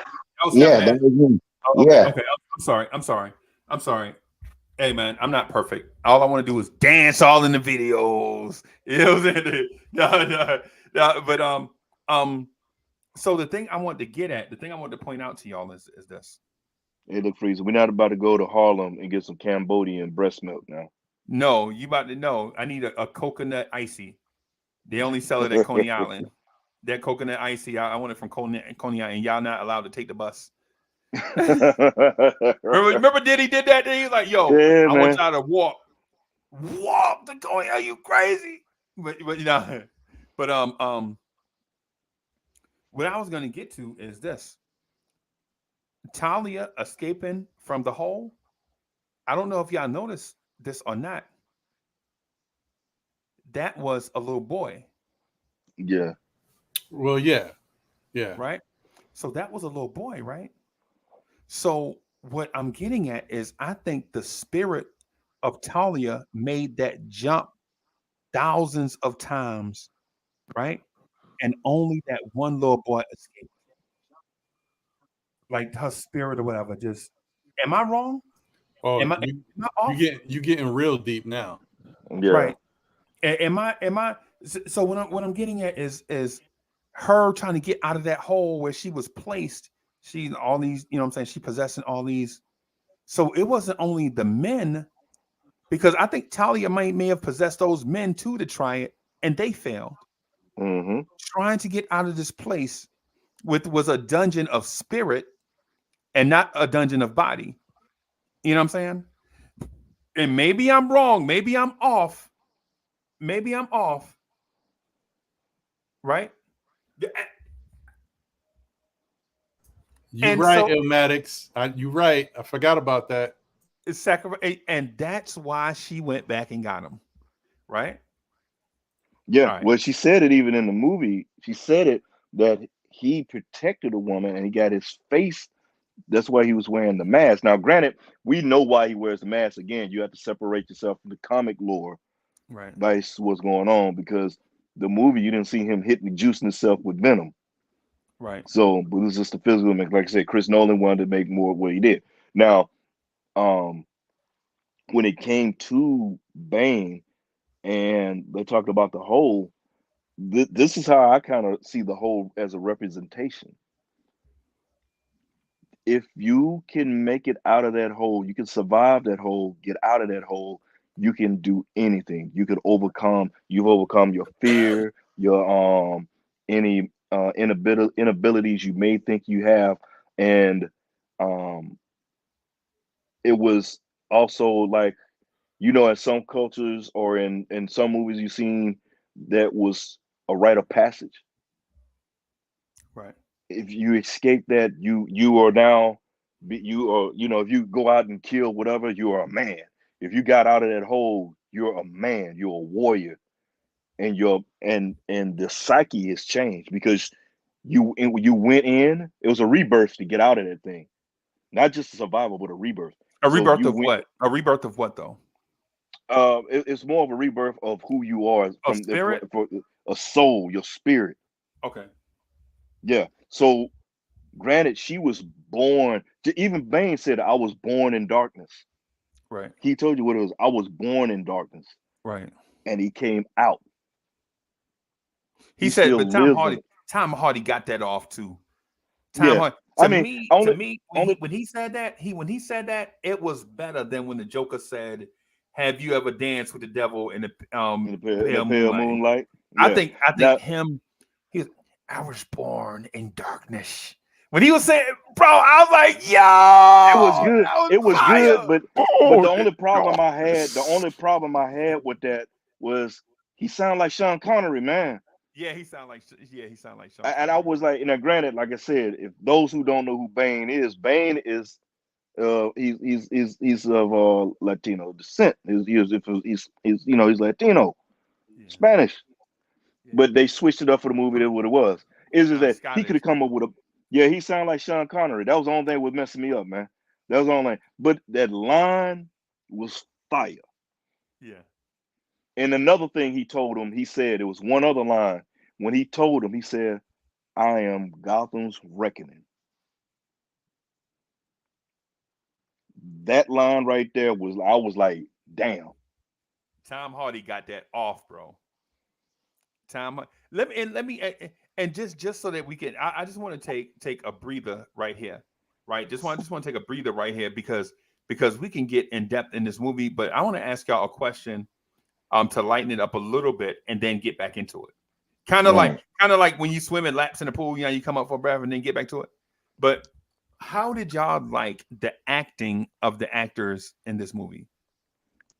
I Do thought it you was, I thought it was good. Go ahead. Sorry. on a scale of 1 to 10 overall, how did you like the acting? You know what?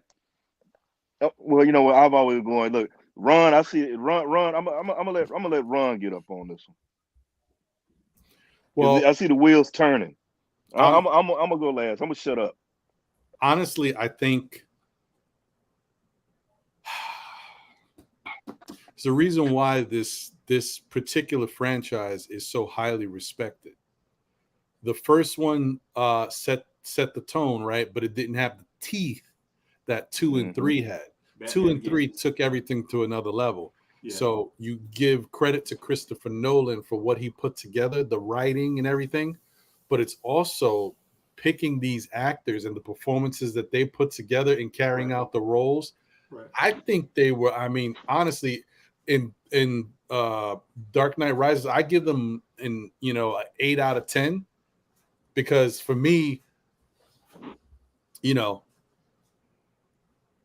number 2. I know people still go back and forth with Jack Nicholson and Heath Ledger, but I think Heath Ledger was a 10 Number out two, of 10. Yeah, he was incredible. I'm with you on that. I'm with you on that. I'm with you on that when I'm saying it on my chest. Not to cut you off, I'm just gonna throw this out there. Out of the 3, 2 is my favorite. I think 2 was the best one. Right. And I just want to say before anybody else says what they feel about it, it's all about, of course, it's the writing in the script that was, that's top notch. That's the key, right? But it's also finding the right people to play these characters because, instead of Christian Bale, I mean, you could have had Michael Keaton being Batman, and it's a totally different Batman, and it would be horrible when you think about it. So I'm just saying, like, it's finding the right people, and I think they did a great job of casting. Continue. I'll go right here then, so that way the guys can back clean up. I think the acting was 9 out of 10. Right? And so the reason why I say that is not because of the main characters, but the tertiary characters. Right? The young guy that I think they are grooming to the young cop. You remember the young cop? I think they were trying to groom to be like a Dick Grayson type guy to Batman if the series had continued. Mm-hmm. Let me get this. I don't know. I had settings set, and I don't know why that person. I'm sorry about that, y'all. But the acting of just the tertiary people, like the dude giving a press conference, looking down at his notes, he made us feel like he was human. Remember the dude that was introducing the Commissioner Gordon, and he had the notes, and then remember Commissioner Gordon went up there with all that paper, with all the notes written. You remember that? Just small stuff, small details. The lines on the paper getting blurry for like a second. And then Commissioner Gordon's like, well, I did have a speech, but you know what I'm saying? It's just the small details. The guy, when they were looking at the body that washed up, it was like, yeah, we get this about twice a month.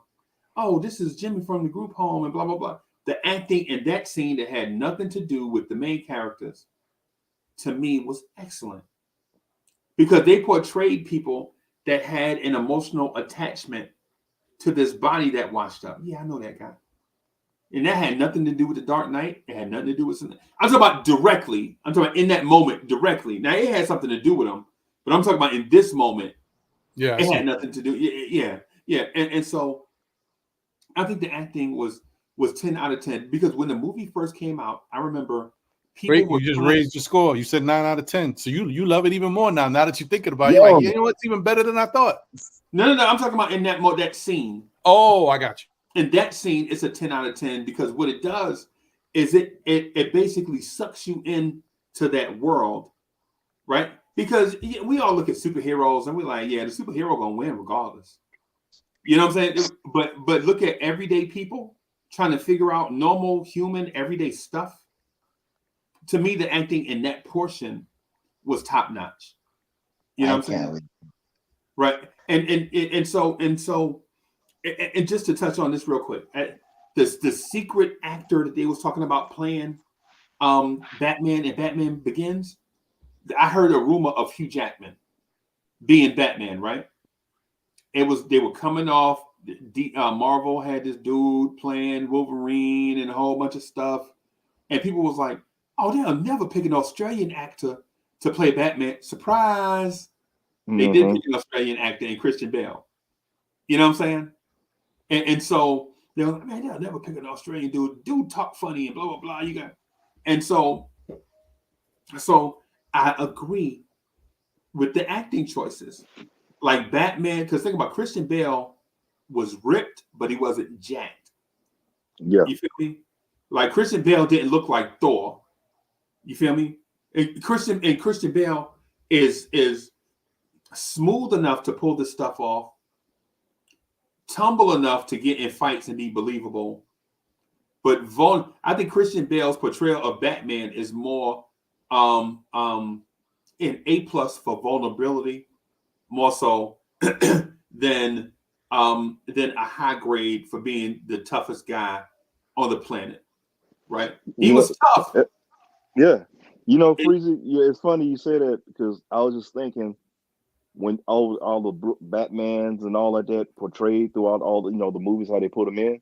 Right. When it comes down to I would say I haven't gone to see the last one just yet. I'm going to see it. Just gonna take the time. Oh, you mean the newest one? You keep saying the last one. Newest Okay, one. you're talking about the new one. Okay, Yeah, the newest one, because it's a 3-hour joint, and I gotta get the time in my busy schedule. 3-hour But if I tour. was, but if I know, man, and I don't have no problem with it. Right. Came down to it, you look at the last two, the Ben Affleck Batman and the Christian Bale Batman, two different styles, two different universes, whatever. Ben Affleck came off as Batman, even though Batman the size and all of that. He does have the superhero chin in the way they did it, like that. When you're going super powered up like it did. But the Christian Bale, his Batman showed a lot of depth because of what Christopher Nolan, where he wrote it up, where he wrote the script and everything. And they showed the vulnerability and how fragile Batman was. I mean, Bruce Wayne and Batman, and I say granted, so well, there's one person. There's one person. No, it's really two people in one. It's one body. One body and two people, as we all kind of stated earlier. And I just like how he pulled that off. And even though, like I said, Bane sound like Sean Connery, but the depth and the depth and his, I want to say his critical thinking, what made you like him and made you root for him because he was pointing stuff out. Like Ron was saying, you got people that was pulling for him, like, yeah, he is right about what he was saying. And it's the fact that he showed the ugliness and the corruption and how filthy the city really was. The way everything did, the way he went about things, especially when you brought out Scarecrow and they were doing their own jury trial and everything, right? With all and they were proving it up. And so they even brought up the how the rich was still stealing from the poor. Remember when they were doing their own trial. So you got death or survival. You walk across the ice, you live. Or if not, you're done. Right. So it wasn't even he took Gotham with all the craziness and stuff that was going on and basically simplified and shown how ugly society really is. He brought it down to the primal, savage, ugly side to show the world. The warts. Remember, he said the ruthless underbelly, and showing the warts. There you go. Yeah, I couldn't get that line that in my eye, that in my head, get that out my mouth the right way. Thank you, Freeze. You brought it up what I was trying to put. All right. Yeah, man. We got a troll in here. Oh, they deleted it. I got him. I fixed something, man. Go ahead, Chuck. To their point that Soulfinger just spoke on, Bane showing the underbelly of society. That's what the Joker was trying to do, right? Mm-hmm. In his own way. I think both of them. I think in both of those instances, they were trying to show humanity you're not much different if given the choice. You understand what I'm saying? Because now, like when we were talking about the court and the public trials, right? It was now it's your turn. Mm-hmm. You guys have been gaming us and been getting away with it. Now you're found guilty, and our punishment was to survive on these streets of Gotham or die. Now it's your turn. So I think the real criminals everyone looking at each other? Because Mm-hmm. when you remove those barriers, you take away the law and you put the law in people's hands and let them decide for themselves. People are by nature just ruthless Mm-hmm. because I want to survive.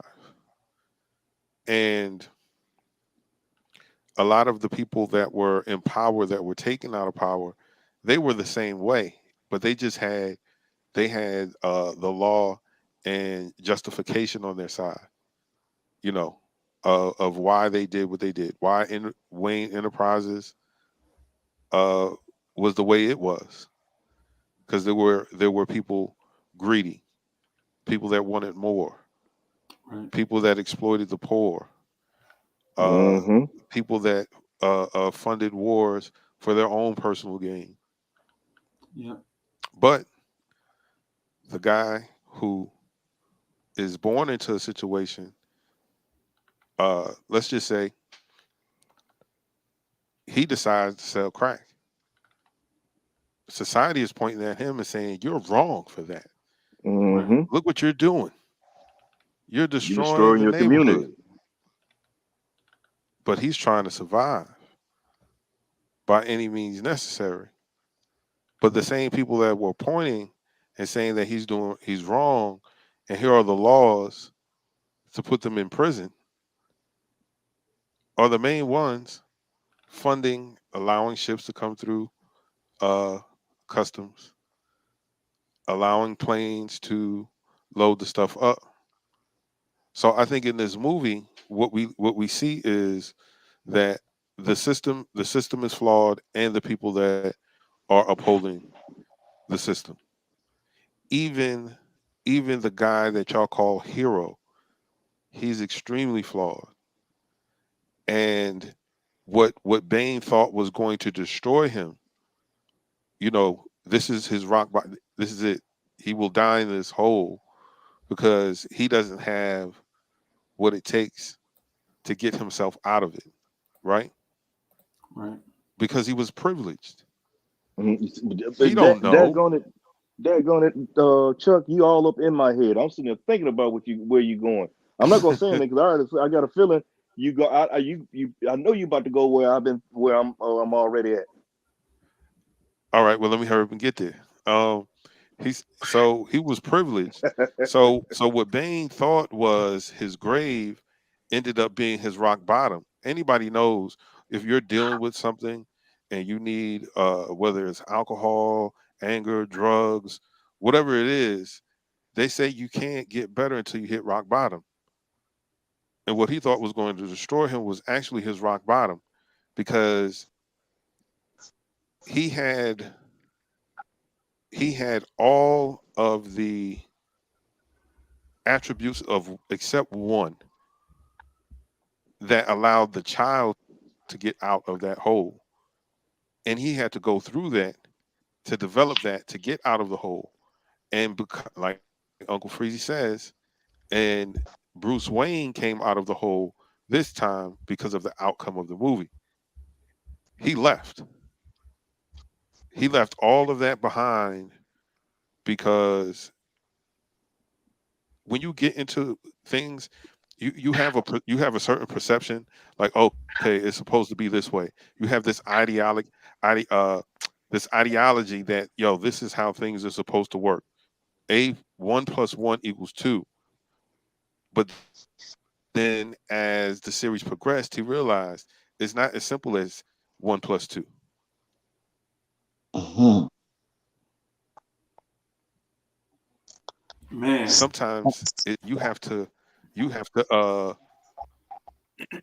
equate for the variable of X. Now, situation's complicated.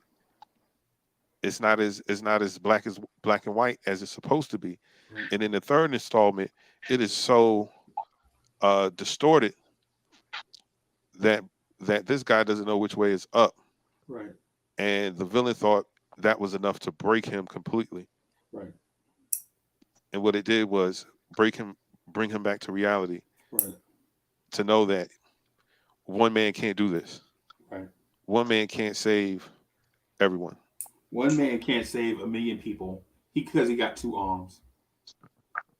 Right. So that goes into the limits and what limits one man from being a savior. Right. Because the thing about it is the only thing I disagree with y'all about Bane. I didn't get to say anything for you to disagree with me. Yeah, you did. No, I didn't. Yeah, you did. No, I didn't. When? What You did know I what? say? I'm gonna tell you. You know what Stafford doing? Stafford got that pad and paper. He taking down notes. That's what he's Taking doing, notes. bro. Yeah. He's taking notes. Yeah, and so oh, go ahead. So Freed, now I wanted to, with my part of the movie, my favorite part of the movie. I know y'all went into all that deep stuff, and I agree with mostly everything. But my favorite part of the movie is when Bruce came back to Bane, and they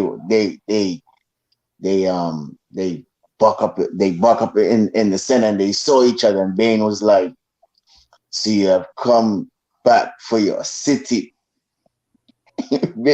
And then Batman was like, "Yo,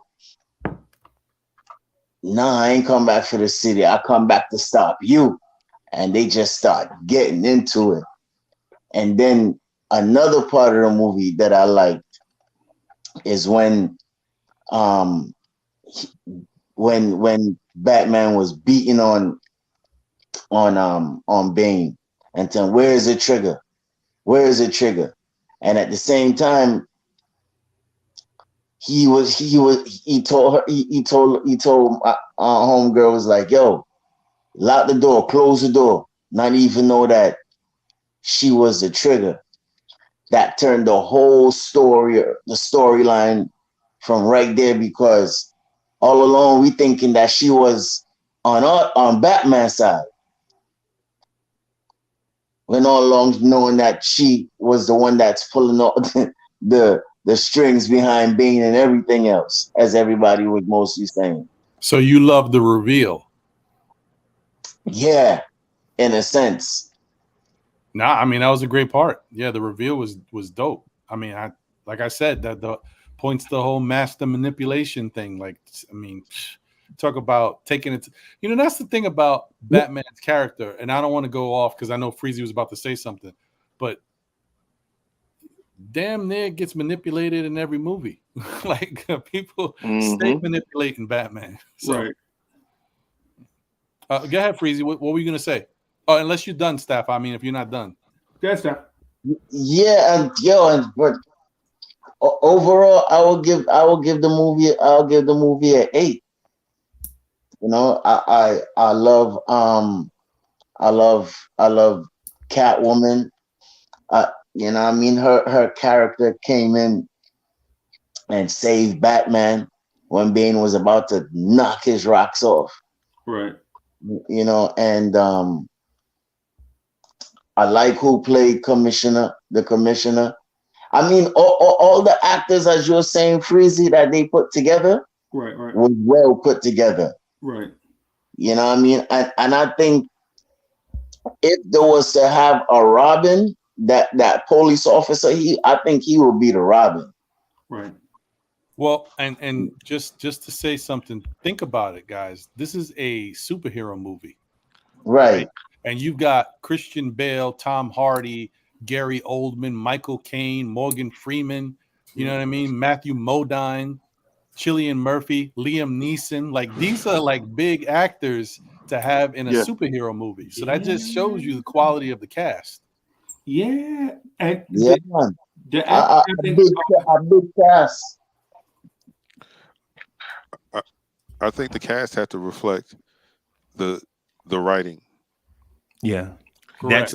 The cast had to reflect that, because the conversations that we have had, the references to the previous movies in lieu of this one, shows that the story was well written. The characters were developed, and right. I think if you would have went any other direction, you might have not, as far as casting, you might have not gotten the quality of films that we've gotten Right. out of the franchise. Yeah. Yeah. Yeah. So I just wanted to point out the thing about Bane in the hole, just to go back to that just real quick. The thing about Bane and being trapped in the hole was Bane seeing the baby escape from the hole gave him hope that he could survive. That's what I took from that. Right? Sacrificing yourself so that others can live. And I think that is a thing that we don't often.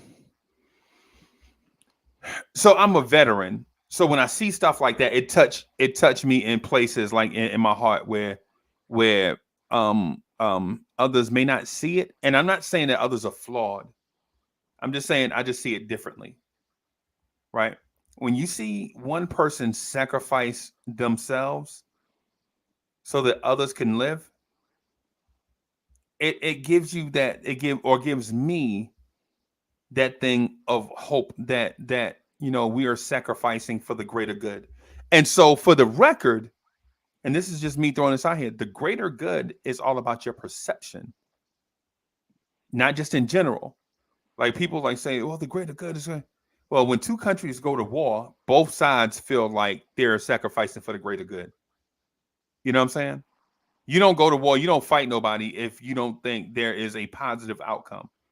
Whether it's you gain resources or you just survive. Right? So Bane seeing that, in my opinion, is like giving him hope that this journey that they're on, whatever it is that they're thinking at the time, is worth this plight. And I know that sounds corny, sound like a speech from a 70s movie or 80s movie. And secondly, I think Michael Caine, he acted circles around Christian Bale. But Christian Bale was so good, you didn't know that the other guy was exceptional. Mm-hmm. You know how people on the AB honor roll, it's like, yeah, man, we made the AB honor roll. And then there's 3 kids on a corner. They got 100s on every test all year. So you got a group of 40 kids celebrating. Yeah, man, we made the AB honor roll. And then there's 3 kids over there that never missed a question on any test or quiz or homework assignment all year. They are exceptional. Fact. Right? And so with Alfred, with Michael Caine, every scene that he was so exceptional that you forgot, like he was so powerful and subtle at the same time that it's crazy. It's like a Scud missile landing by your foot. So much power and so subtle at the same time, bro. You like, what? Because Christian Bale was good. Was he the best actor in this movie? No. But he was good, right? Lucius Fuckman, what? Look, Morgan Freeman. Look, man. Look, I don't care what More like you said, Freezer. This he had heavy hitters in this. With just from the Lucius and with Lucius and Alfred, the actors you get. Look at the 2 big names you got right there alone. Right. So and I have to give Christopher Nolan his props, because the supporting cast around Christian Bale helped push him up. Right. The supporting actors. So I mean, you can't get any better than that. Right. I mean, what you did, because Morgan Freeman, in my opinion, is the best Lucius Fox we've ever seen. Right. Hit the camera. I agree. Right. And I'll say this too. Like when I watched the MCU, the Marvel Cinematic Universe, right? I think in a lot of those movies, the acting is terrible, right? So when I watch Thor, I'm like, man, this big dude with the muscles. Like if you ever saw the first Thor movie, him and the girl that he had that was his girlfriend and the scientist. Natalie Portman. Yeah, you like, yeah, I'm only watching this because this is Marvel. If this wasn't Marvel backed, if his name was Score instead of Thor, I'm like, yeah, I don't know if I would have. If his name was Herman, instead of Thor, I'm like, yeah, I don't know if I'd have got in my car to go see this movie. You know what I'm saying? But the lore, the backing of the machine makes this dope. It's like when you buy the Nikes off the shelf, the Nike running shoes, right? You like, if these were called Spots, would I really be buying them? Because they look plain and they just put the brand on it and the brand makes it pop. Right. And so I say that to say this. I'm not disparaging Christian Bale. Because in my opinion, he by far is the best Batman. By far. Agreed. By far. It ain't even close. I don't want to hear Michael Keaton, Val Kilmer, George Clooney. I don't even talk about the mothers. The mothers, those movies was just hard. They just didn't get it for that. Christian Bale is the one, and then I can't even see Ben Affleck. Ben Affleck made a good Batman, but he wasn't good as a Bruce Wayne. You know what I'm saying? Yeah. But Christian Bale could do both. He was both. I can see him as both. Right. But Ben Affleck didn't have that, and it's the way that Zack Snyder wrote it. Oh my God. I know. Zack Snyder need to be. Zack Snyder need to be. You know what? He needs to stick to zombie movies. Yeah. How about we put Zack Snyder in a perpetual Chuck E. Cheese with no way out? Lock him inside of Chuck E. Cheese for the rest of his life. You know what I'm saying? Because of what he did to Batman. Yeah. I mean, because his movies. I didn't mean to cut you off, Freeze, because like you're talking about directors. It's certain. Like I said, I'm being a comic book guy, and you read comics. And no matter what it is, you DC, you Marvel, you Image, it doesn't matter. But the thing about it is the directors come in and they kill it. Now, Zack Snyder, supposedly he's a fanboy, but I have a problem. Just can I just rant real quick, fellas? If you don't mind. About the man. Go ahead, brother. Okay. The problem I had with Zack Snyder, and it's gonna go back to Batman versus Superman, the Dawn of Justice. You smashed too many story arcs into one movie and you killed it. The death of Superman, and also the graphic novel where you had Batman versus Superman, but Batman, was older than Superman. He was an older Superman. You know, old Batman. Old Batman. Yeah, old Batman. So you tried to smash all that in, and then the way you do Doomsday was just that really rubbed me the wrong way. Garbage, because you took Zod, and I had a problem because you took Superman away from who he was. Superman would never kill Zod. He would have figured out he would have done other ways to save. He would have sacrificed himself before he killed. Right. But you took Zod and make him Doomsday. That's lazy writing. So I had a problem with that. Zack Snyder needs to stick to zombie movies. Period. Right. All right. But Christopher Nolan, people had to complain about because they want to see superpowers and all this and that. But I like how he kept it he took the superhero part out. Hence what I brought up with Bane, no Venom. It was all a man who trained and did this. He was a physical freak, a monster, not physically and mentally.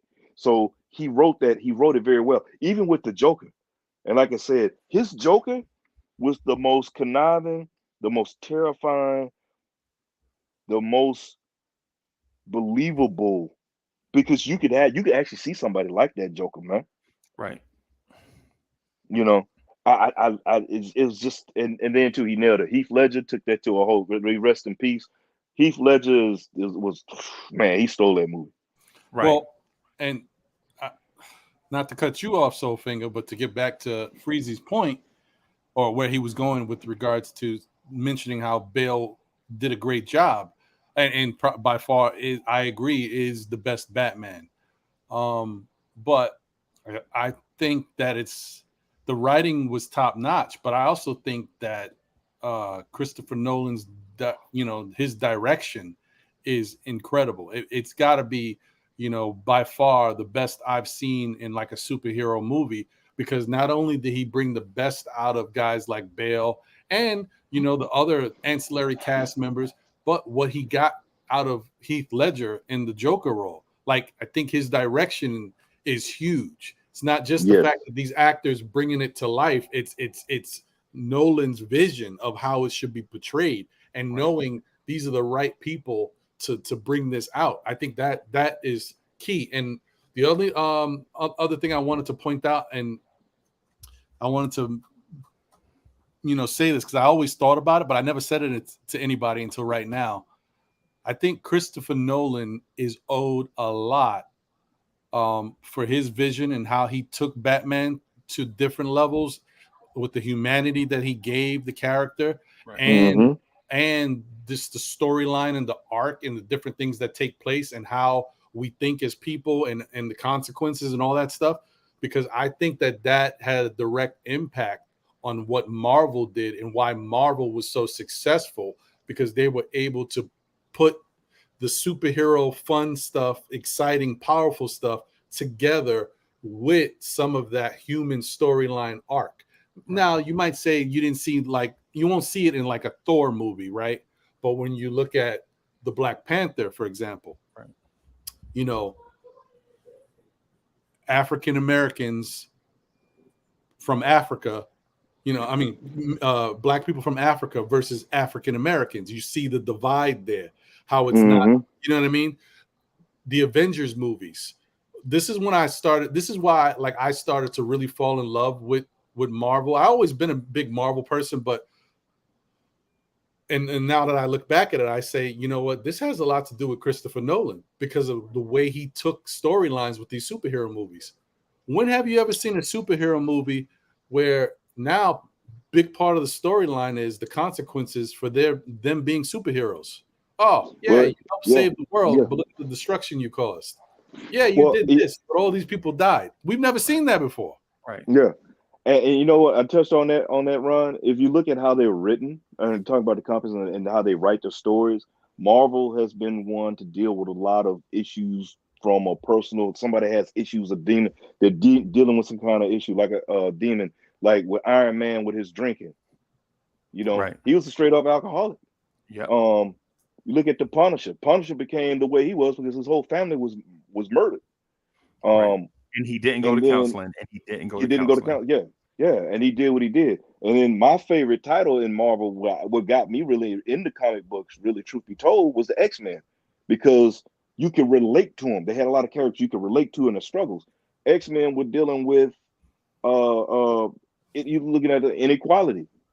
Yep. Basically, what it was, people looking at, and you can relate to inequality, and take the comparison to racial or financial or political inequalities, so you can relate to the mutants. You can relate to that. Face inequalities almost daily, right? Yeah, right. And it was so masterful how Christopher Nolan took Batman, who's considered a superhero, but you still see him as human, right? And he had flaws. And you know why? You know why it worked? Because Batman was Batman 80% of the time, and Bruce Wayne 20% of the time. Right. Yes. So when you saw Bruce Wayne all awkward, falling asleep in board meetings, revving up cars in front of restaurants, and he was like, this dude is weird. He flawed, right? All these different things, man. All these different things, man. Well, and I'm gonna tell you real quick, Freezie, when you say that, it's one thing we none of us touched on. You remember in this movie when he was getting his physical done, and they were talking about all this, the cartilage missing and this bone. You got these. Over the course of time. Now, any other time you hear about them having these injuries and whatever, and they just keep going. But he's making you see even more so who he was as a man, as a human. But the other thing was when Alfred told him you cannot beat him, even on your best. He is pure rage. He is fighting at a whole nother level that you can never get to because mentally you are not there. Right. Mm-hmm. That right Mhm. there was deep, and it made you think like, well, damn. And as you see, when they got the battling, Yeah, that was man. the You see whole. what kind That of was the whole animal thing. being was. Right. Yeah. Right. Oh, Bro. and so many things, man. Freezy, when you said something before, because we jumped to something else, you had mentioned the whole thing about Bane sacrificing himself and the feeling he got because that's the way he looked at it for doing that to help someone else. But I wonder what was more powerful, the sacrifice or the damn, now I lost the phrase, or the man. Reward. The 40s are catching up to us. Well, Is the 40s? no, I was no, it was a word I had. But yes, in the for lack of terms, the reward, Chuck, was it more powerful for him to sacrifice himself to allow Talia to get out of there, or was it more powerful when she came back to get him? Was that when he said, "Man, you know this is what it's really about." Now I know I was always right. Like she came back to get me. Right. Right. Hope Hope. is what Bane got when he saw Talia escape. Mm-hmm. Right. And so it's the same feeling we got like a couple of weeks ago. We talked about the reuniting of Andy Dufresne and what's the other character? Red. Red. When Red and Andy reunited, right? That moment when Red spotted Andy before Andy looked up. And then Andy looked up to see his friend walking towards him. See, when because remember before Andy left, Red was like, man, you keep talking about hope, man. Hope ain't nothing. You better get used to this place. You know what I'm saying? You better get used to being in here for a very long time. You may never get out. And when you do get out, the outside world's gonna be so far ahead of you, blah, blah, blah, blah, right? It's to me, Andy seeing Red walking towards him on the beach and Bane seeing Talia come back for him is the same feeling. Because the thing is the thing is the thing that keeps that has human beings separate from animals is not intellect, right?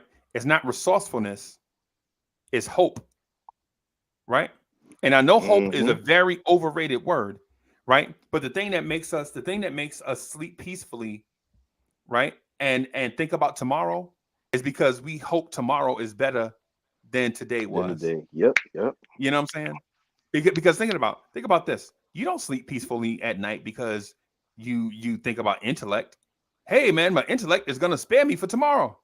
You don't think about that. You don't sleep peacefully at night because man, I was resourceful today. Man, I know how to use these tools. That ain't what make you think about tomorrow. Hope drives you to thinking about tomorrow. That's what separates a giraffe from Uncle Freezy. You know what I'm saying? That basically what it is. And plus, I'm cooler and better looking. You know what I'm saying? So that's just what it is, bro. And apparently you're always right. But continue. 100% of the time. I'm correct 100% of the time. But you know, when I look at the movie also too, and I think about in reality, is like, yo, what if we had a society where it was just unruly Anarchy. and yeah, and yeah, however you want to say it, but unruly. You know what I mean? You know, the people's justice.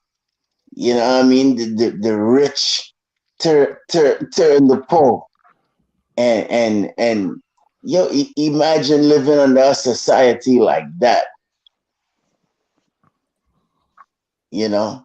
That's a crazy thought, man. That's why we're very fortunate that we're able to live the way we do live.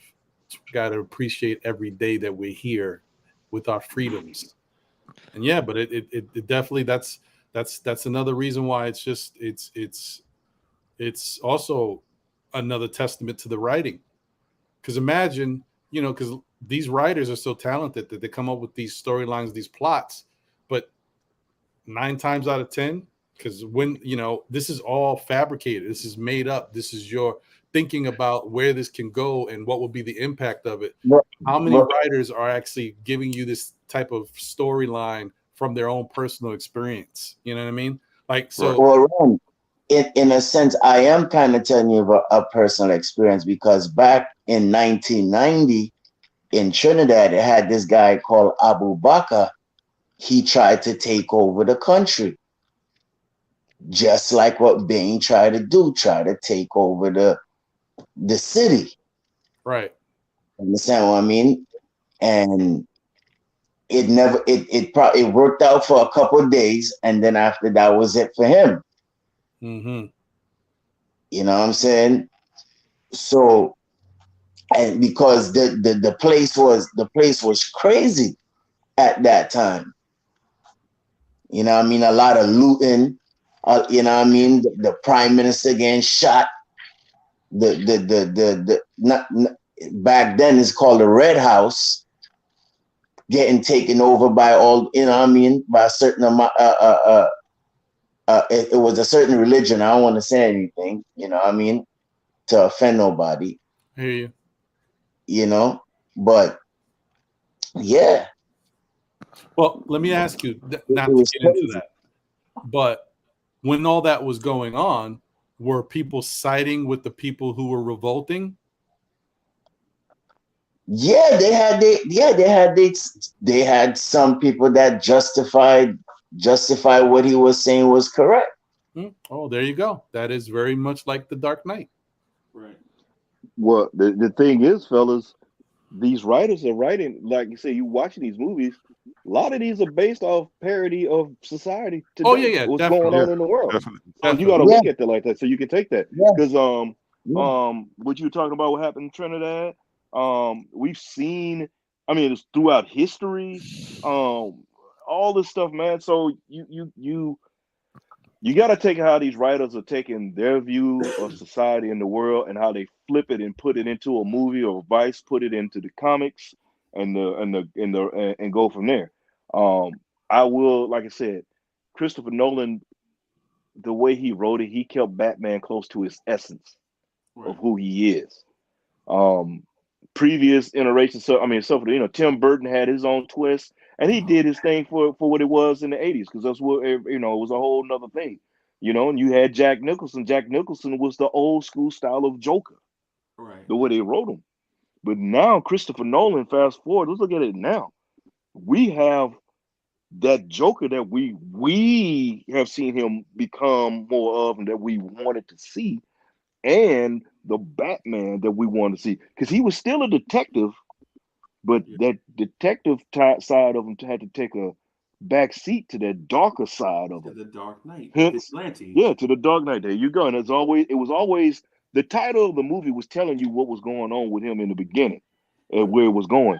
And for the fact that he used a system to listen to everybody's comings and goings, that kind of power, that's on a government stage. When you talk about, the black ops and all this other stuff behind the scenes, he took that, and it was the power. It was that line that Morgan Freeman said in the movie when Lucy said, "No man should have this much power, be available to have this much power." Whatever. I'm paraphrasing to get the line, but to say that, and for you to think about that, Batman's willing to cross the line to get what he got, to get to what he needs to get. So the means was going to meet his purpose by any means necessary. But see, okay, just to piggyback over what you're saying, Soulfinger, in reality, we cheer for that. Well, he had to do what he had to do because, the Joker was going to have them blow each other up, right? Yeah. Well, these black op guys, they had to torture so and To so get information. to get information. So it's we had to take this route in order to save all these people. But the question is, where's that line of morality? Yeah, Is it no longer there, or it's only when it benefits it's convenient. you? Yeah, Right. And I think with each iteration of villain or main villain in this series, it's been pushing that to the forefront. Y'all saying it's okay, it's good, and this is fine in the name of good for all of humanity. But guess what? When we decide that we're going to do this other thing in the name of society, we're crazy. But which one of us are crazy? Which one of us are the real criminal? yeah, And who didn't toe the line of morality Right. in the whole series? Who didn't? Everybody did. Even when you look at Commissioner Gordon, he Hey. used Batman in order to help get some of the stuff off the street. He yeah. had nothing else was working. Right. And see, And that's the thing with me. that too. He built a statue with him at the ending of the movie. Yeah. Well, you had the different takes on because, like with me, again, I brought him up before. The Punisher. The Punisher was, if you look at the Punisher and Batman are almost the same in a sense. Except the Punisher doesn't have all the money and all of that. He just smokes the criminals and take their money and put it to his use. Right. And the Punisher has no, like you said, he goes in and he blazing everything. That's one of the main difference with them. So it was and like admittedly he has PTSD. Admittedly, like we yes. know the Punisher is a mentally battle-scarred soldier of events that he can never come home and say publicly because he knows the government does dirty stuff. Yeah. Right. We all know that. We all know that. But none of this stuff is put out in the papers and all that stuff because in order for you to, it's like what I tell people about the knight in shining armor, right? And I know this is gonna sound like Chuck. I know it's gonna sound like Freemasonry, bro. I'm sorry, right? But the knight in shining armor wears shining armor because his body is bruised, battered, and scarred. Even his face from going and doing dirty stuff, right? The reason why he wears shining armor is to deflect people from what's really underneath.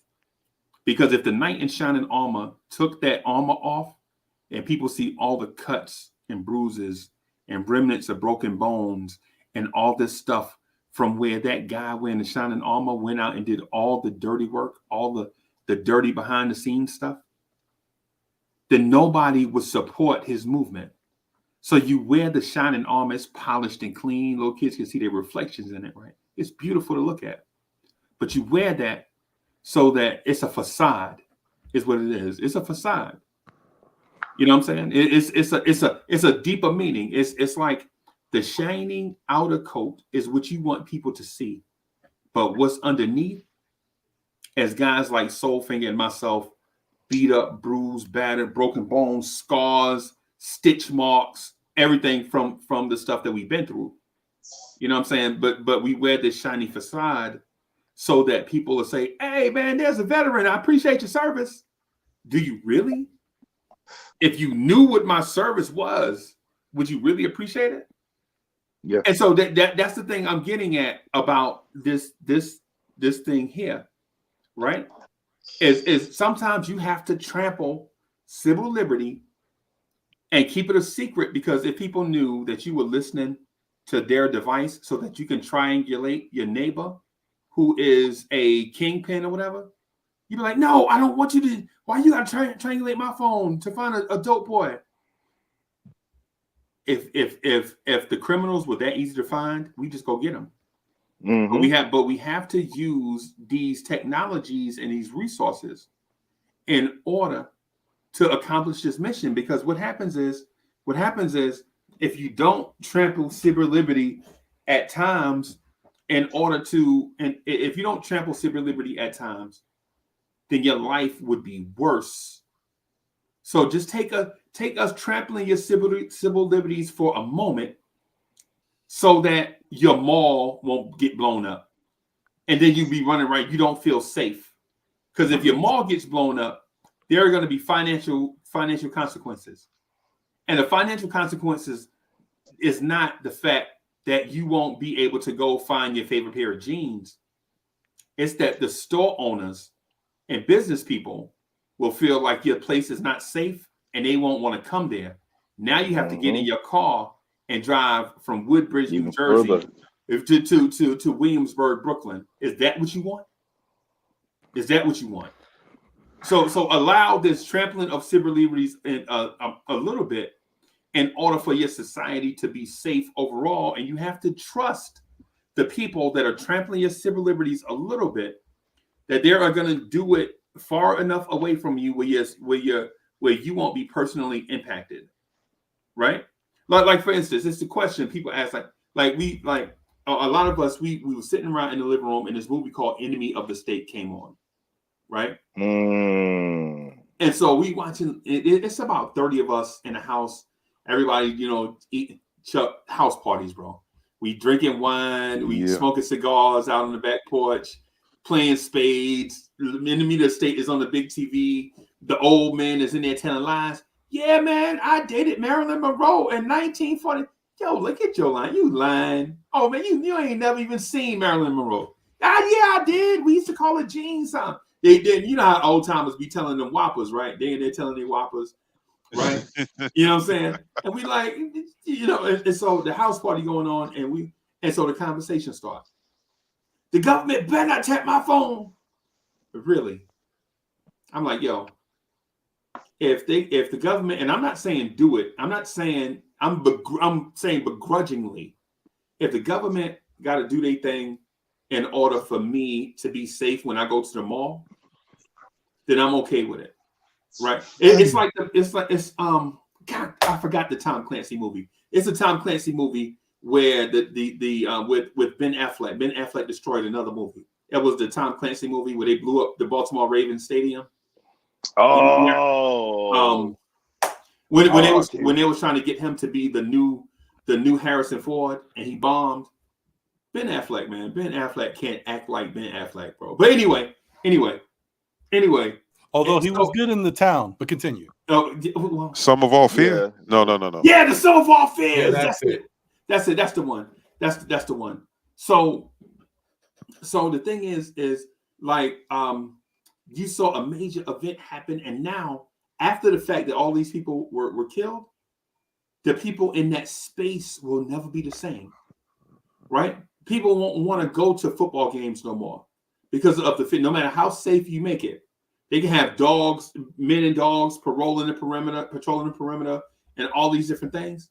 I ain't going. I watch it on TV. I'm not spending money in the stadium. I'm not going. Right?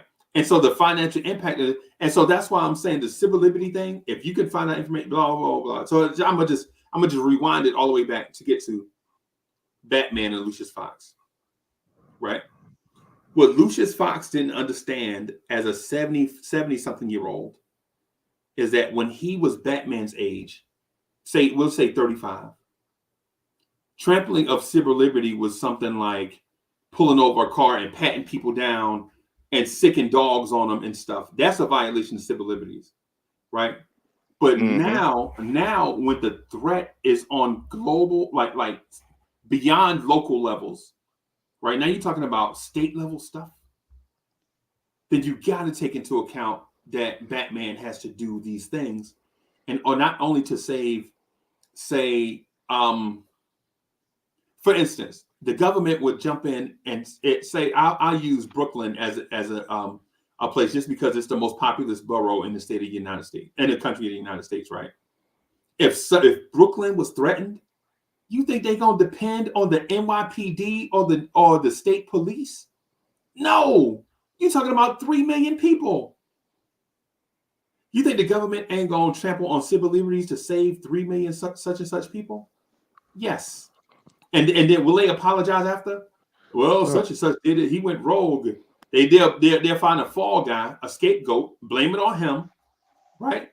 Send him to jail, right? Pay his family off for the rest of their life. Let him out after 6 months, and he'll write a book about it later. And the government, you know, say, hey, thanks for taking the fall for us, bro. We'll never admit it publicly, but you know, blah. But you're a hero behind you. You are behind the scenes hero for saving 3 million people. That's why when Lucius was having a conversation with Batman, like no one man should have all this power. I get it. But what I didn't get, because I understand where he's coming from, because there have been such bad abuses of power that you don't want to have the power setting in one man's hands, because power corrupts, right? But at the same time, if you're talking about saving people, save the people, bro. That's a good point. I know, Ron. Ron, you looking at me like you want to tear my head off. You want me to just take it off and just put it down for you? No. Listen, I'm with you. I'm with you on it. I just think it's a good point, but you're right. That is the problem. Like, it's the problem that we face with governments all over. Like, it may be justified for this reason, but then where does it stop? Like, what's next? And that's always the question. And I get it, but that's why I say, listen, if you want to think about things in that type of mind frame, like sometimes it is warranted. So if you know that it is warranted, figure out legislation or some way to tie it in so that way it's monitored in a certain way. Right. You could use it, but you can't abuse it. Right. My deal with that is always who monitors the monitor. And then who's monitors the monitor that's monitoring the monitor? I hear you. Then who's monitoring the monitor that's monitoring the monitor that's monitoring the monitor? You know what I'm saying? It goes down that road, right? Like right now you have watchdogs, right? But who's watching the watchdogs? Yeah, sure. You know what's that? A wise man once said this: "Show me a wise man, I'll show you a flawed person." I said that actually. It was my thing. I'm taking credit for it. You never heard it before. This is my first time. Thank you. You're welcome. Breaking news. Breaking news. So the mystery is solved because we were trying to figure it out and we didn't know, but now we know it's Ron. Bim.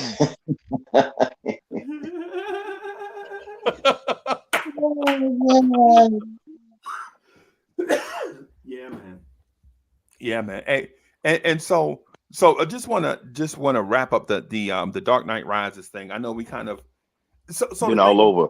Yeah, and the thing about it is this. So in 2012, there were a lot of movies that came out, right? A lot of movies that want to speak to us intellectually, right? And the movie, in my opinion, I watched a lot of movies in 2012. I watch a lot of movies every year, right? Yeah. But the movie that spoke to me the most this year is actually The Dark Knight Rises, a comic book movie about flawed people. And really? Yeah, and so while it's not the whole intellectually, it's not 6 degrees of separation. You know what I'm saying? Intellectually, it's not the Shawshank Redemption or Forrest Gump intellectually. Because there are some action scenes that you are anticipating. So you mentally you fast forward through the intellectual parts because you know there's a crescendo coming. And so The Dark Knight Rises has these mini crescendos throughout the movie. Like, oh boy, if Batman ever meet Bane, you know what I'm saying? Oh boy, this Selena Kyle character is just dancing dangerously close to finding out that Bruce Wayne is Batman. You know what I'm saying? It's like, Alfred, keep pushing this envelope. Sooner or later, Bruce Wayne's gonna snap. You know, so it's all these mini crescendos throughout the movie. So there are parts that you fast forward intellectually because you want to just get down to the nitty gritty. The movie is 2 hours and 44 minutes. So it's a lot of that inside the movie, right? But what I will say is this. In my opinion, The Dark Knight Rises is a top 100 movie of all time. So we reviewed 3 movies thus far. We reviewed The Shawshank Redemption. We reviewed Boys in the Hood. That is a very underrated intellectual movie. Very underrated, right? because the actors are basic actors. They weren't asked to be in depth. They were just asked to be regular people, right? And so the Boys in the Hood, I wouldn't rank in the top 100 all time. I wouldn't even rank it in the top 1,000 all time, right? Maybe top 5,000 all time, maybe. And I'm not saying it's a bad movie, but I'm not ready to say, Boys in the Hood or To Kill a Mockingbird. No, I ain't ready to go there yet. I'm not ready to go Boys in the Hood or Star Wars. I ain't ready to go there yet, right? So, but this movie, I could see battling all the other 99 participants in the top 100 for the place that it deserves. I'm not saying that it's top 10, top 50, or top 75. I'm saying that it's in the top 100. If you had to rank this movie of all the movies that you've seen historically, tell me what y'all think. I'll put it in the top 100. It wasn't out of the Batman trilogy. It was my I put it behind 1 and 2, but it's in my 100. It isn't one of my 100. So all three are in your top 100 then. Yeah, I would say this was. I would say yeah. Okay. I would say yeah. I mean, because I like the trilogy, but then there's other movies that people may not like that be like, huh? Yeah, true. You know, and you were talking about and you talking about popular movie. You know, you talking about released in 2012. 2012 had a lot of movies coming out, and the what was crazy is this what started the hype between the DCEU and the MCU was the fact that in 2012 the Avengers came out same year. Yeah. In my opinion, The Dark Knight Rises runs circles around the Avengers. Circles. And I prefer MCU, by the way. My only deal with the Avengers is that I'm such an Avengers fan. I was just excited to have an Avengers movie. Right? The storyline and the acting and all that stuff. Yeah. Well, see, and if you're looking at it from there, the Avengers, every time it's on, I stop and I watch that in a heartbeat. I stop and if I can, even though I got it on Blu-ray and everything. Dark Knight Rises, because you say, well, they're comic book movies and everything else, but it's two different. I'll break it even down even further because Dark Knight Rises was more of a thriller, an action thriller drama, just with a comic book hero. The Avengers was the comic book movie that we have been waiting for as a group. And the crazy thing about it too is many people may not know, if you didn't know, the Avengers the DC was supposed to do what Marvel did with the Avengers. They were the first ones to start talking about it. It's just that Marvel just jumped out and took the ideas what they were talking about and put it on film before they did. Right. Right. Excuse me. Right. Could I ask a question, Freeze? So, what do y'all think about the Batman versus Superman? Parts of some things were good, but I think it was trash. I don't think about it at all. That's the thing. What movie is this? Oh, sorry. I will. I'll tell you this, Stafford. I don't want to kill the movie. If they would have, I think that movie is 3 hours? Definitely close to 3 hours, if not right under. Yeah. If they cut out 45 minutes to maybe close to an hour of that movie could have been a lot better. If they would have got rid of all those flashback scenes, that movie could have been a lot better. Know what? Yeah, I don't know. Ron. Keep on. I didn't mean to cut you. I'll go ahead. I'll follow up behind you.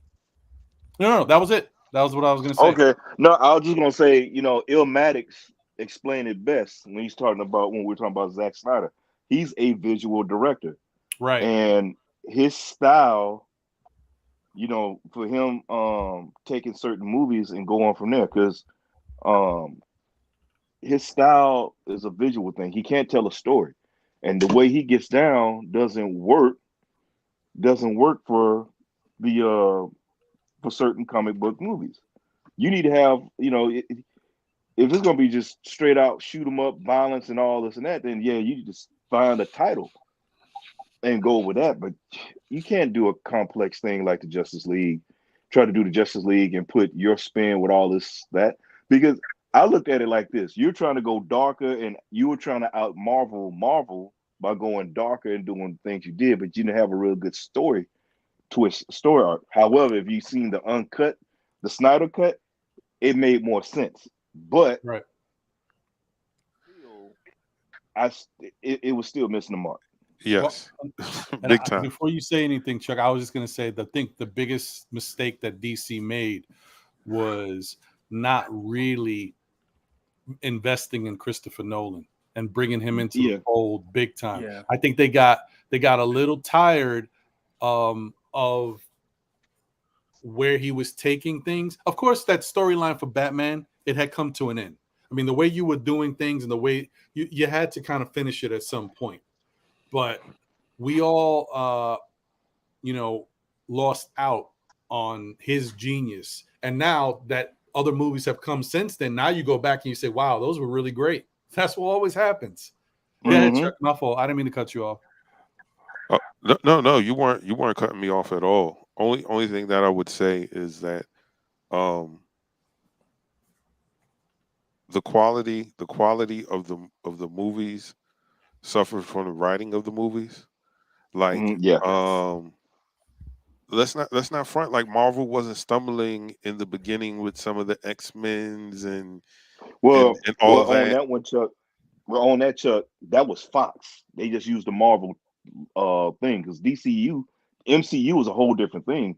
Yeah. They had the X-Men and Bryan Singer, who, like I said, I took that real personal because I'm an X fan. I was been fiending for years to see X-Men on. Bryan Singer, who also did that Superman Returns hot garbage. Yeah. He butchered all those X-Men movies. You know, you taking for those. I mean, come on, man. How could you not? When it came to the X-Men, the casting and all of that, it just happened to be Hugh Jackman pulled it off. You know, that's one thing with casting. Casting got to go down to it. If you know the stats and physical statues of certain characters, you try to do it. That's one thing I do like about how Marvel's done it and how Christopher Nolan did it. Right. Did it with his movies. Because if you know, Wolverine statue is 5'3". 5'3", 400 pounds. Yep. You know, he's solid, like what he is. Not, and it's because the skeleton, of course. Yeah. Hugh Jackman is what, 6'5" or something. Yeah. Something like that. And then when he did the first X-Men, you had Tyler Mane who played Sabretooth, who's 6'9", so you had to have the offset. Yeah. But then as they went through, so Fox didn't even have people that read comics knew anything. Yeah, they didn't have it. I call it they suited it. That's what it is. They suited it. But you got a Christopher Nolan who goes in and he put his twist to it, still using source material and the essence of the character, and then made masterpieces. He knew the Joker. The Joker is not a big guy. Yes. Right. The Joker is not a big dude. Right. And that's how sometimes the comic books is a runaway train. Like the frame art will make it seem like the Joker is 6'4", 260, but he ain't that. The Joker is probably about 5'7", maybe about 145. You know what I'm saying? Something like that. You know what I'm saying? And Batman is not a big dude. Bruce Wayne's probably like 5'10", maybe 165, something like that. He's not a big dude either. And a huge dude in terms of, because 5'10" is a big person, right? But you know what I mean. And see, I was gonna say one thing. Another one that a lot of people when we talk about comic book movies, a lot of people overlook one thing. Wesley Snipes' Blade. People don't consider a comic book movie what that was. People overlook that movie a lot. It set the mark. Everybody missed that. Yeah. Everybody missed that. I was gonna say Howard the Duck, but continue. And I almost threw up in my mouth. Wow. Oh boy. Yeah, man. Marvel had some swings and misses, man. Howard the Duck, the Incredible Hulk movies in the 80s, Captain America movie in the 80s. Yes. Yeah, they were. Oh yeah, they were slinging their movie, their merchandise out like crack because they were begging for money and almost sunk themselves, and they just came back around. But DC was murdering them too, because remember Superman came out in the late 70s. Yeah, and murdered the game. Murdered it. Yeah, they killed it. All the Superman, even the one with Richard Pryor, which was the least liked one, but it was least liked, but it still did better. Yeah. And so Good God, is that a man flying? Oh my God. I would rather watch DC Cab. Yo, I promise you, bro. I promise you. You know what I'm saying? But just to answer your question, Freezie, yeah, I would say Dark Knight Rises is in my top 100 movies. But The Dark Knight is in my top 10. It's one of my favorite movies ever. It might be top 5 for me. That's how much I love that movie. Wow. I love that movie. And as a matter of fact, while we're talking right now, it's paused in the background because I'm gonna watch it after I'm done with you guys. Wow. You know, and I gotta agree with you. That is one of my favorite comic movies because, and I'm gonna say this, I do believe, and this could be one hell of a reach, because Heath Ledger died, forced Christopher Nolan to change up the direction he was going. I think that he was actually going to bring the Joker back for a third movie and maybe add somebody else in there. Another of his rogue gallery of villains. Could have been a Riddler. It could have been his twist on the Clayface, the way he put a clay and not saying, a master of disguise. He didn't have to have the powers, but the guy put on the mask, whatever. It ain't no telling where Christopher Nolan was going to go. But I honest to God think that due to Heath Ledger's death, he had to pivot. And this is what we got with The Dark Knight Rises. Let me do this real quick, just for top 5 purposes. Let me establish. I want to establish a top 5, man. Right. So when we talk about the top 5 movies of all time, what I like to do is establish 5 movies that I think are in the top 5 that shouldn't be touched. Right. Okay. So number 1, and this is not in any order. This is a rotating 5. Casablanca. Right. For those that don't that are movie buffs, you have to watch this movie Casablanca. Right. Because it's a period piece. Right. It's a period piece. But watch the nuanced way the characters move around in front of the camera and do stuff. Right. Watch how cool these characters are, and where every line that they say is impactful. Right. So what happens is you don't get throwaway lines. Like in a lot of movies nowadays, you get throwaway lines. Like I watched Think Like a Man. I saw Think Like a Man. I thought the whole movie was just throwaway lines. So I'm like, why wasn't this just like a mini series or something? Like just do 3 episodes or something and just y'all just tell jokes and drink shots and a thing. Hey, that's what she said. Right. But people like Think Like a Man because it served its purpose. Right. But Casablanca is not that. Right. So Gone with the Wind is another. Gone with the Wind, Casablanca, The Wizard of Oz. Right? The Wizard of Oz is the beginning. Like okay, so if you like Inception and the Dark Knight Rises, watch The Wizard of Oz. That's like the origin of multifaceted people, because at the end of The Wizard of Oz, there's a twist. Like you never really went anywhere. You were dreaming. Right? Yeah, not Shyamalan. Right. All these movies that have like the mental twist in it starts down the Wizard of Oz trail, right? So those are 3 in my top 5.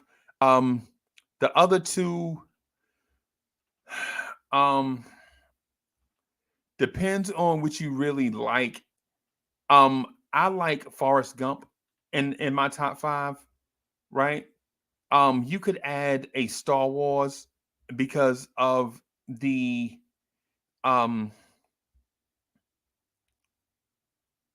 picking of a side. Who do you feel like is the villain and who do you feel like is the hero? Right? The Silence of the Lambs, I feel like can go in that group. and so it's a couple more that I want to that okay.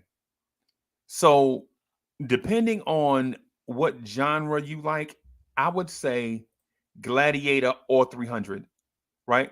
So if you like Gladiator or you like 300, I could see where a reasonable mind can put either, not both, but either in that top 5 area with Gladiator. with the Dark Knight Rises looking in from somewhere between 29, 28, 27, looking in at the top 5, like I may get there one day. You know what I'm saying? And listen, that is my top 5, and others have their own personal top 5. And so what I'm thinking, so what I'm suggesting is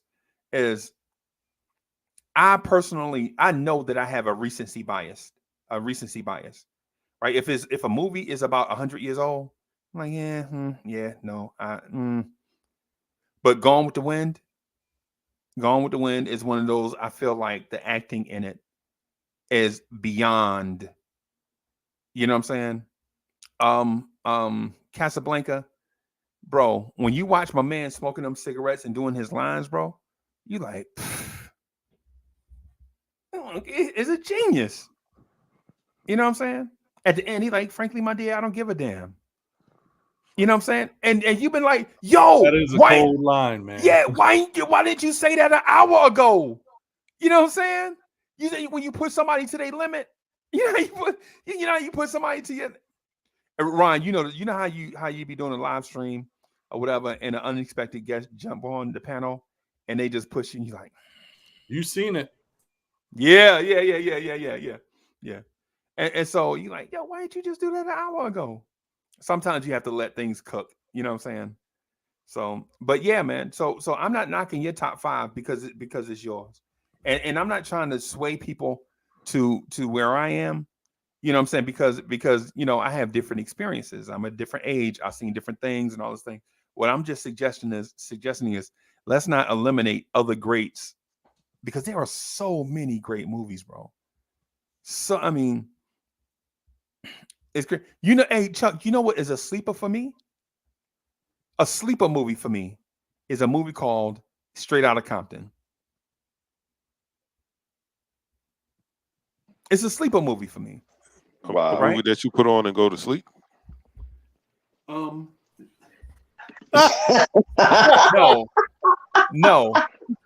It's a sleeper movie. It's a sleeper movie for me because I noticed like a movie like Straight Outta Compton, it's not just about reenacting the story. Right? Because we always, how many movies have you seen about musical acts? Biopics. How many biopics have you seen? Almost all Oh of them. I man, love Quite a yes. few. Starting from Great Balls of Fire all the way through from La Bamba all the way to whatever Queen, right? But all biopics don't present the same oomph. True. Right. That's True, true. true. And I just watched La Bamba 2 weeks ago. So, but continue. Right. Because La Bamba was romantic, bro. La Bamba was romantic, right? And the reason why I'm not a La Bamba fan, when I was a kid, I liked La Bamba. I liked the fact that Richie Valens, you know what I'm saying, had these 2 songs, Old Donna and La Bamba. Well, La Bamba was already a hit and it was stolen, right? La Bamba, the song itself was stolen from a Mexican band that had been doing it for like 20 years, right? But they didn't get into that part, right? That's one of the reasons why I'm not a La Bamba fan. And that's one of the reasons why Richie Valens is lost to history. Because Old Donna was okay, but you hear it one time, you're like, I never want to hear that song again. It was good, but I don't want to hear that song ever again. What'd you say, Staffer? No, it was just mocking Freezie. Oh, I'm gonna throw out a couple that I like that are in my and it's a couple of people may not have watched The Road to Perdition. Mm. Oh, and a perfect world. Kevin Costner. Yeah. Waterworks. No. No. No, A Perfect fault. World. A different movie, A right? My perfect- bad. My bad. Water- way Yeah, different. let's go. Perfect world. Yeah, Waterworld did turn on the waterworks, bro. Yeah. I was why am I watching this? What about Braveheart? Yes. Oh, Braveheart's there. Yeah, Braveheart is one of those. Yes. Yeah. Yes. You know another one I like. I like, and it was along the lines of Braveheart. Was Rob Roy with Liam Neeson. I don't think I've seen Rob Roy. I don't think I've seen that one. Yeah, it was some jacked up stuff going. It's period piece, Yeah. but I don't know if you haven't seen A Perfect World, and it's like Kevin Costner when he's supposed to be in a joke. It's a very slept on movie, Yeah. especially the fact that he's playing an escaped convict, Right. and he's on the run, and what he goes through. It's not an action-packed type movie, but it'll get you. Okay. Well, Wasn't I mean, it? I Wasn't don't it that movie? With Chris Tucker and Ice Cube. Friday? Friday. Friday. That's one of my all-time favorites too, yo. 1, 2.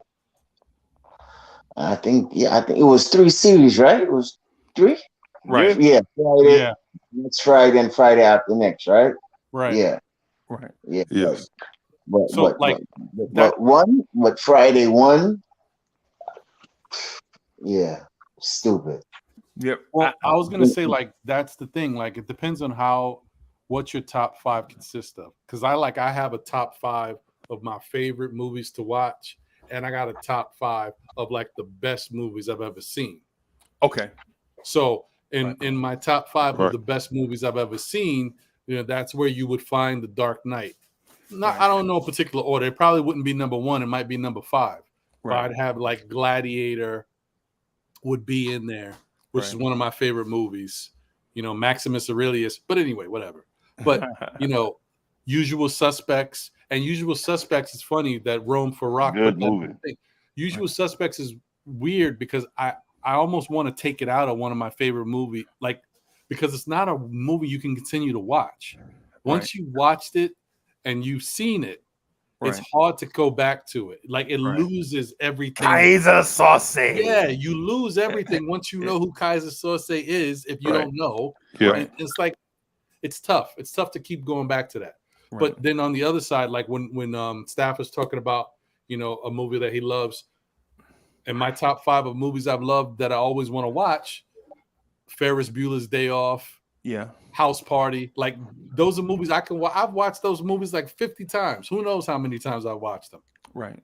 So it just depends. Let me ask y'all this, right? Let me ask y'all this. I'm gonna say something, just like 2 or 3 sentences, right? And then I want to ask y'all's opinion. So I prefer movies from the 80s, right? One of my favorite 80s movies is a movie called Less Than Zero, right? That was a pretty good movie. And at the time, there was a series of movies of young love, teenagers, young men and women facing problems. The Breakfast Club, all these types of movies from St. the 80s. Elmo's Fire. Yep, Pretty in Pink, all these, whichever genre you want to, right? Breakfast Club was my joint. Right. Ferris Bueller's Day Off. In that same, what I'm saying? I think done by the same producer director, right? What intrigues you as a movie watcher, and why? Is it mood? Like, what mood are you in? Or what pushes you towards watching a specific? Is it familiarity? Like, are you familiar with the character, even though they may not look like you, but you can relate to a character? Is it that? Because that's the reason why some people love Friday, because they can relate to Friday, right? Right. And so I'm gonna ask y'all. I'll get out of the way, but I just want to know so I'll know who it is that I'm asking these questions to.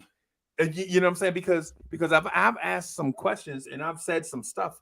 Like when I said Casablanca, and y'all were looking at it like Casablanca, what you doing watching Casablanca, man? Old racist movie, man. You know these dudes, you know what I'm saying? But what intrigues y'all? Like what pushes you? What's your interest in a movie? What drives you into determining that a movie is not only watchable, but is great? All right. Well, for me, some of it at times is mood and favorites. And I got 3 favorite movies, all during the 70s. These are 70 comedies. And it's Let's Do It Again, A Piece of the Action, and Uptown Saturday Night. Well, we know what you like. Yeah, buddy. Yeah. Those 3 are my favorite joints. Bill Cosby. Bill Cosby, City Portier. Oh my God, those are some of my favorite joints. They used to show. I used to watch it all the time as a kid.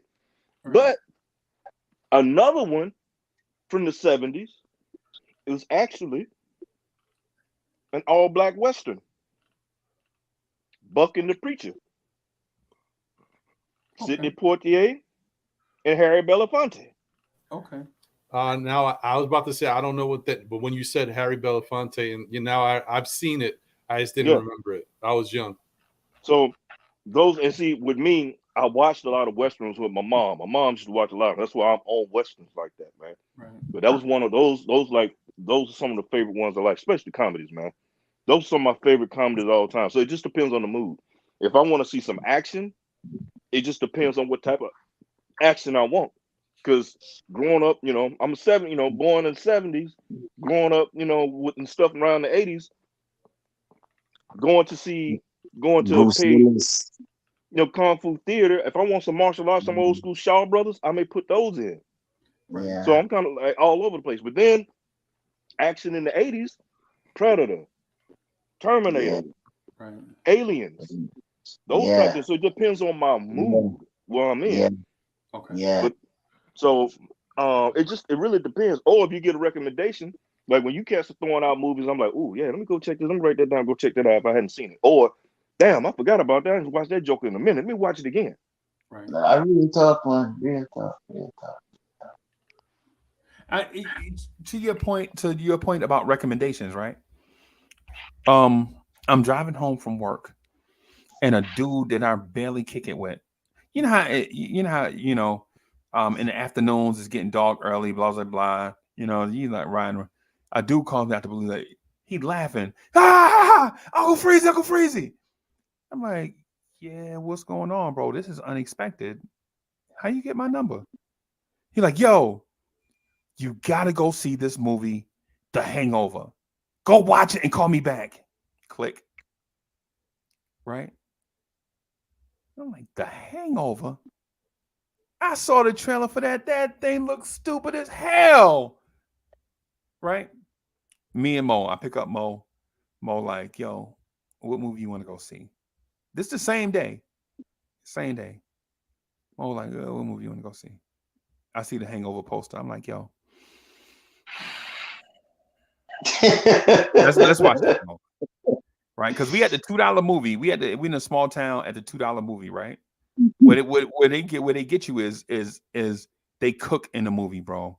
They be having mac and cheese, all these different things, bro. All right, so they get to spend the money. So you get in, but then you spend like $40 on short ribs and mac and cheese. And all this the pretzels, like the big doughy pretzels, the carnival pretzels with the brown mustard. And you're like, God dog it. Damn. So we go in. She's like, man, this movie looks stupid. And I'm like, yeah, well.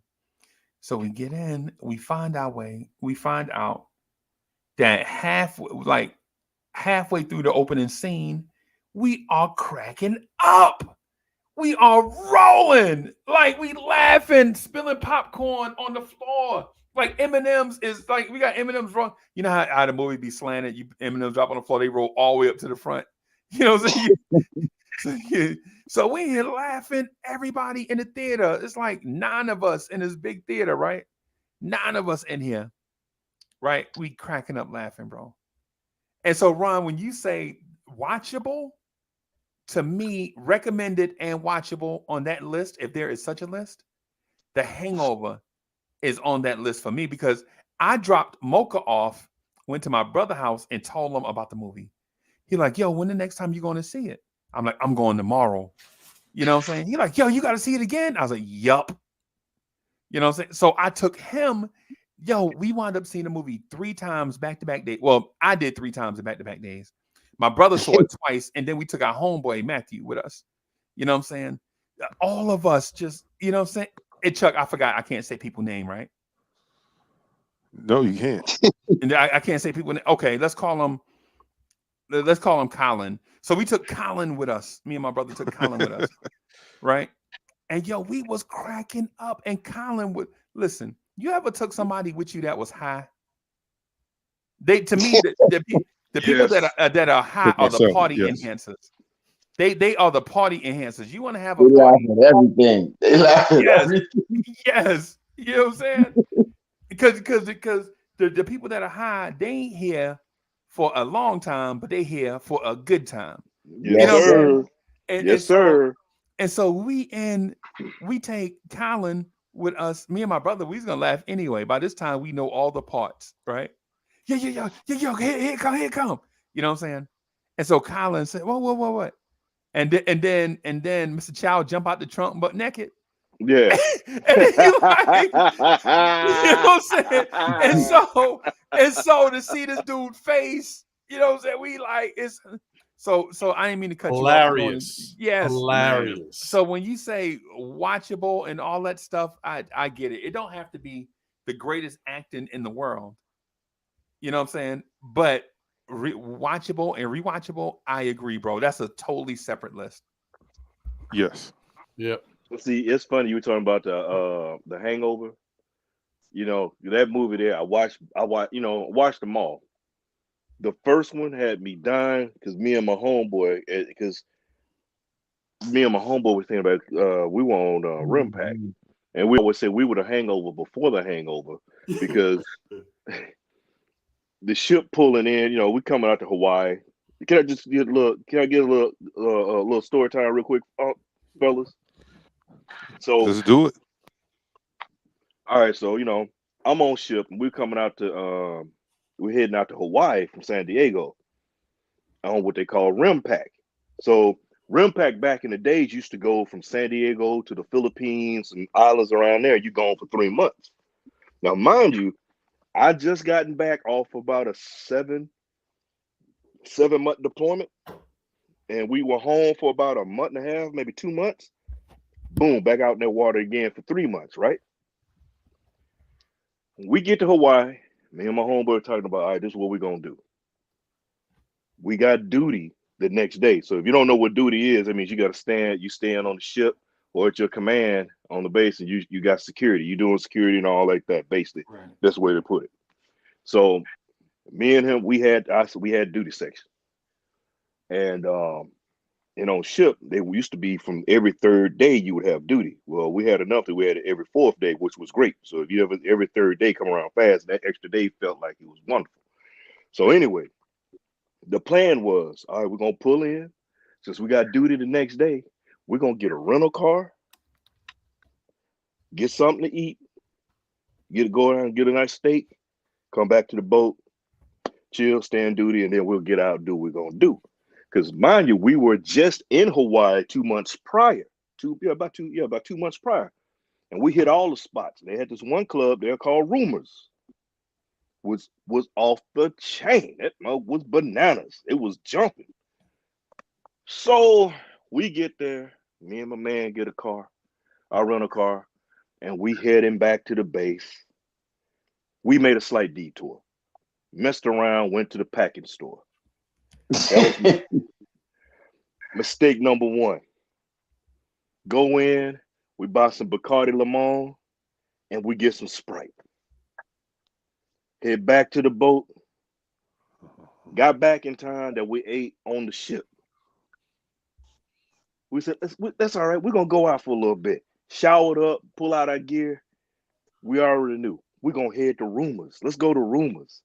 Pull in and pull out. We roll up to Rumors. So we get to Rumors, and Rumors on the jumping, but we went on, I think it was a Friday when we got there, and it was more like senior night there. I was like, hey man, this look, man, these jokers and the joints. Right? Yeah, I was like, hey man, look, I ain't trying to go get picked up on nobody. Meemaw up in this joint, dog. Let's Right. I ain't trying to see, Miss Mary and Ella Joyce and all that. No, I ain't trying to do all that. So me and my man was sitting on the back of the car.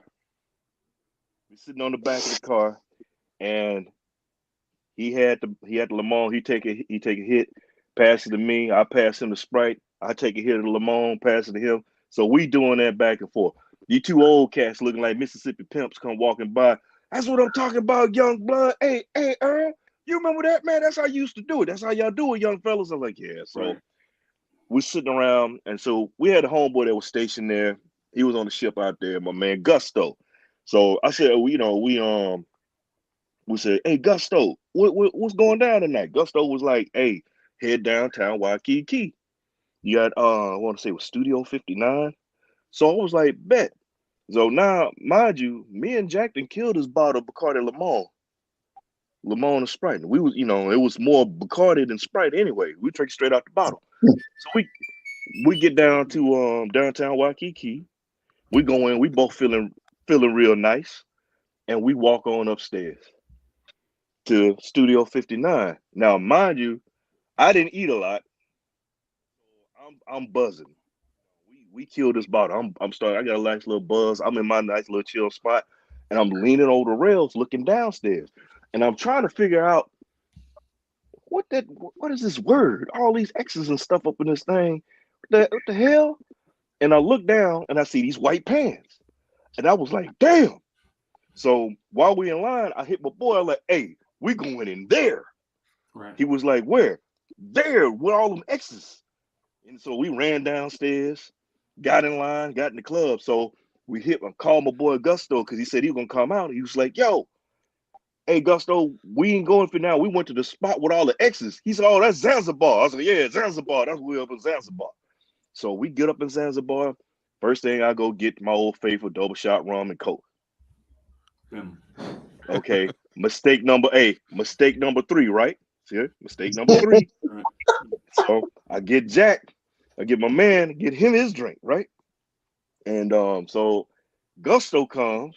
So if you got a cat calling him Gusto, you already know what's going down. Right. And he happened to be, I want to say he was from South Carolina. So he comes in.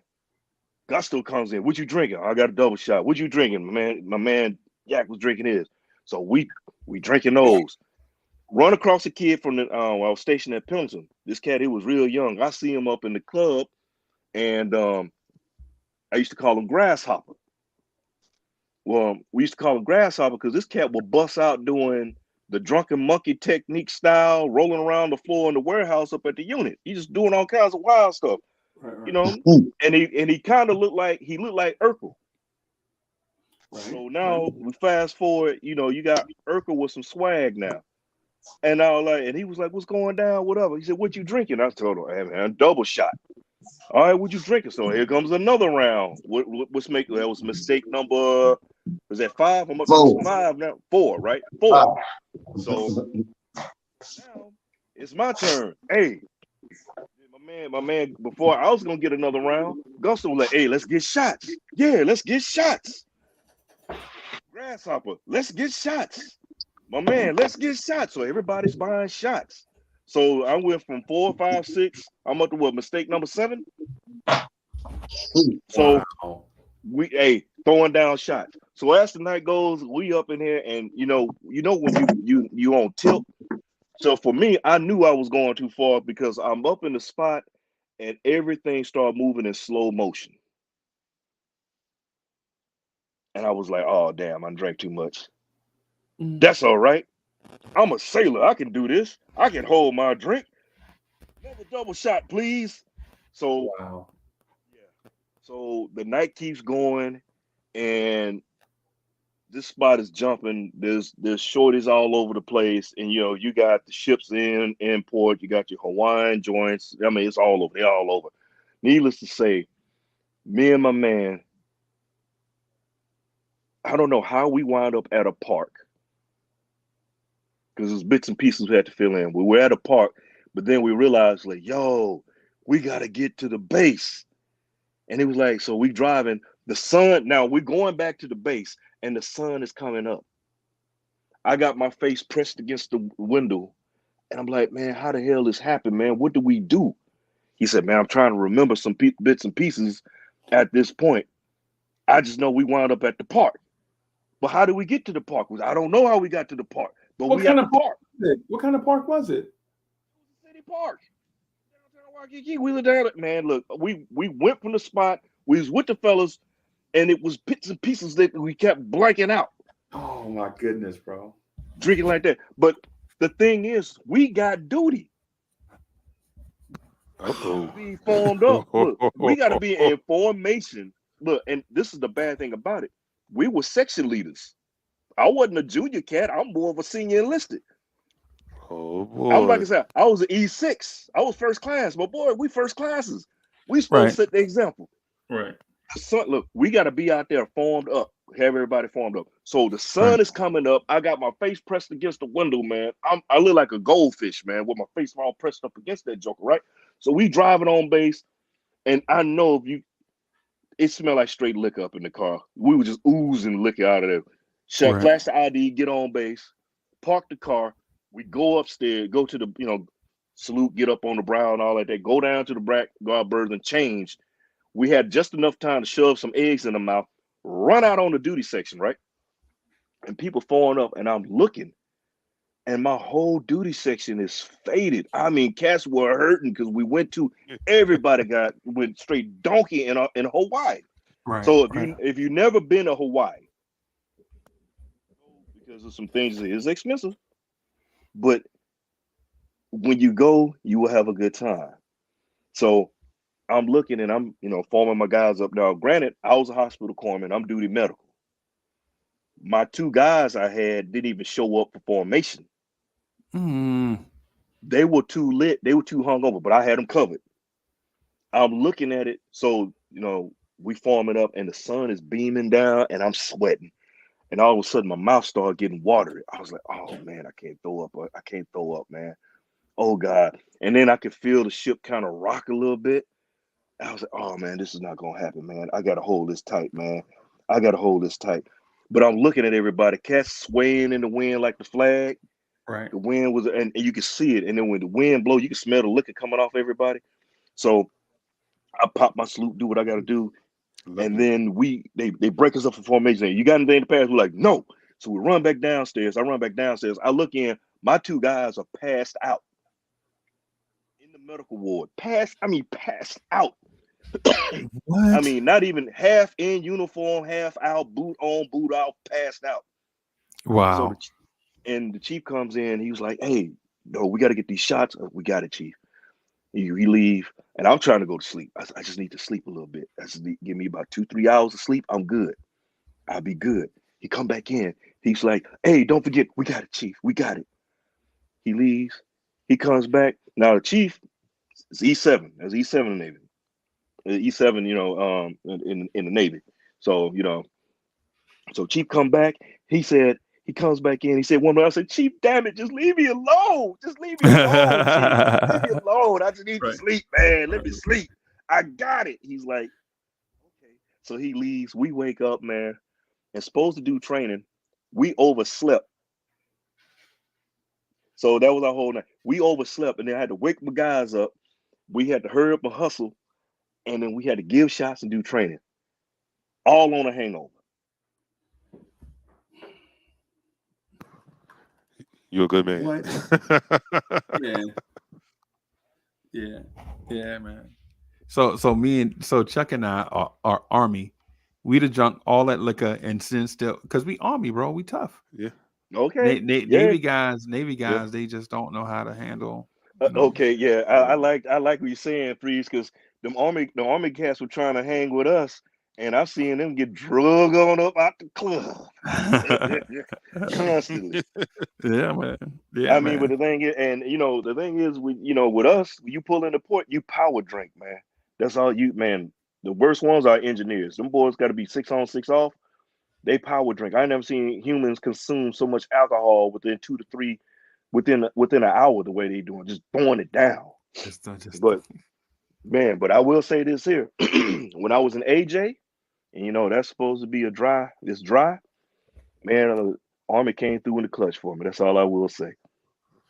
Hey, well, let me do this real quick because so we had 3 hours and 30 minutes. What I want to do is do a short little wrap here on this, so that it won't be, so that when people see the thumbnail for it, or the thing, when they click on it, they were like 3 hours and 30 minutes. That's longer than the movie. But what we want to do, I want to wrap right here and thank everybody for coming through. Ron from Still Knicks fans, Soul Finger, G-Man for life, Soul Finger, of course, Chuck Allen, the one of the backbones of the channel, man. Appreciate everybody for coming through. Just want to say this, and not to mention the chat. Everybody in the chat, want to thank y'all for coming through. We're going to continue to rock like this, do this going forward. Keep your eye out for Vibes and Stuff jams. Chuck Allen had a great idea. He's going to put something together. What we're going to do on Fridays is do a jam session, so to speak, where he just played certain things. It's going to be different themed stuff, right?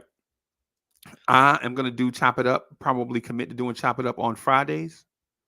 On Fridays, not long.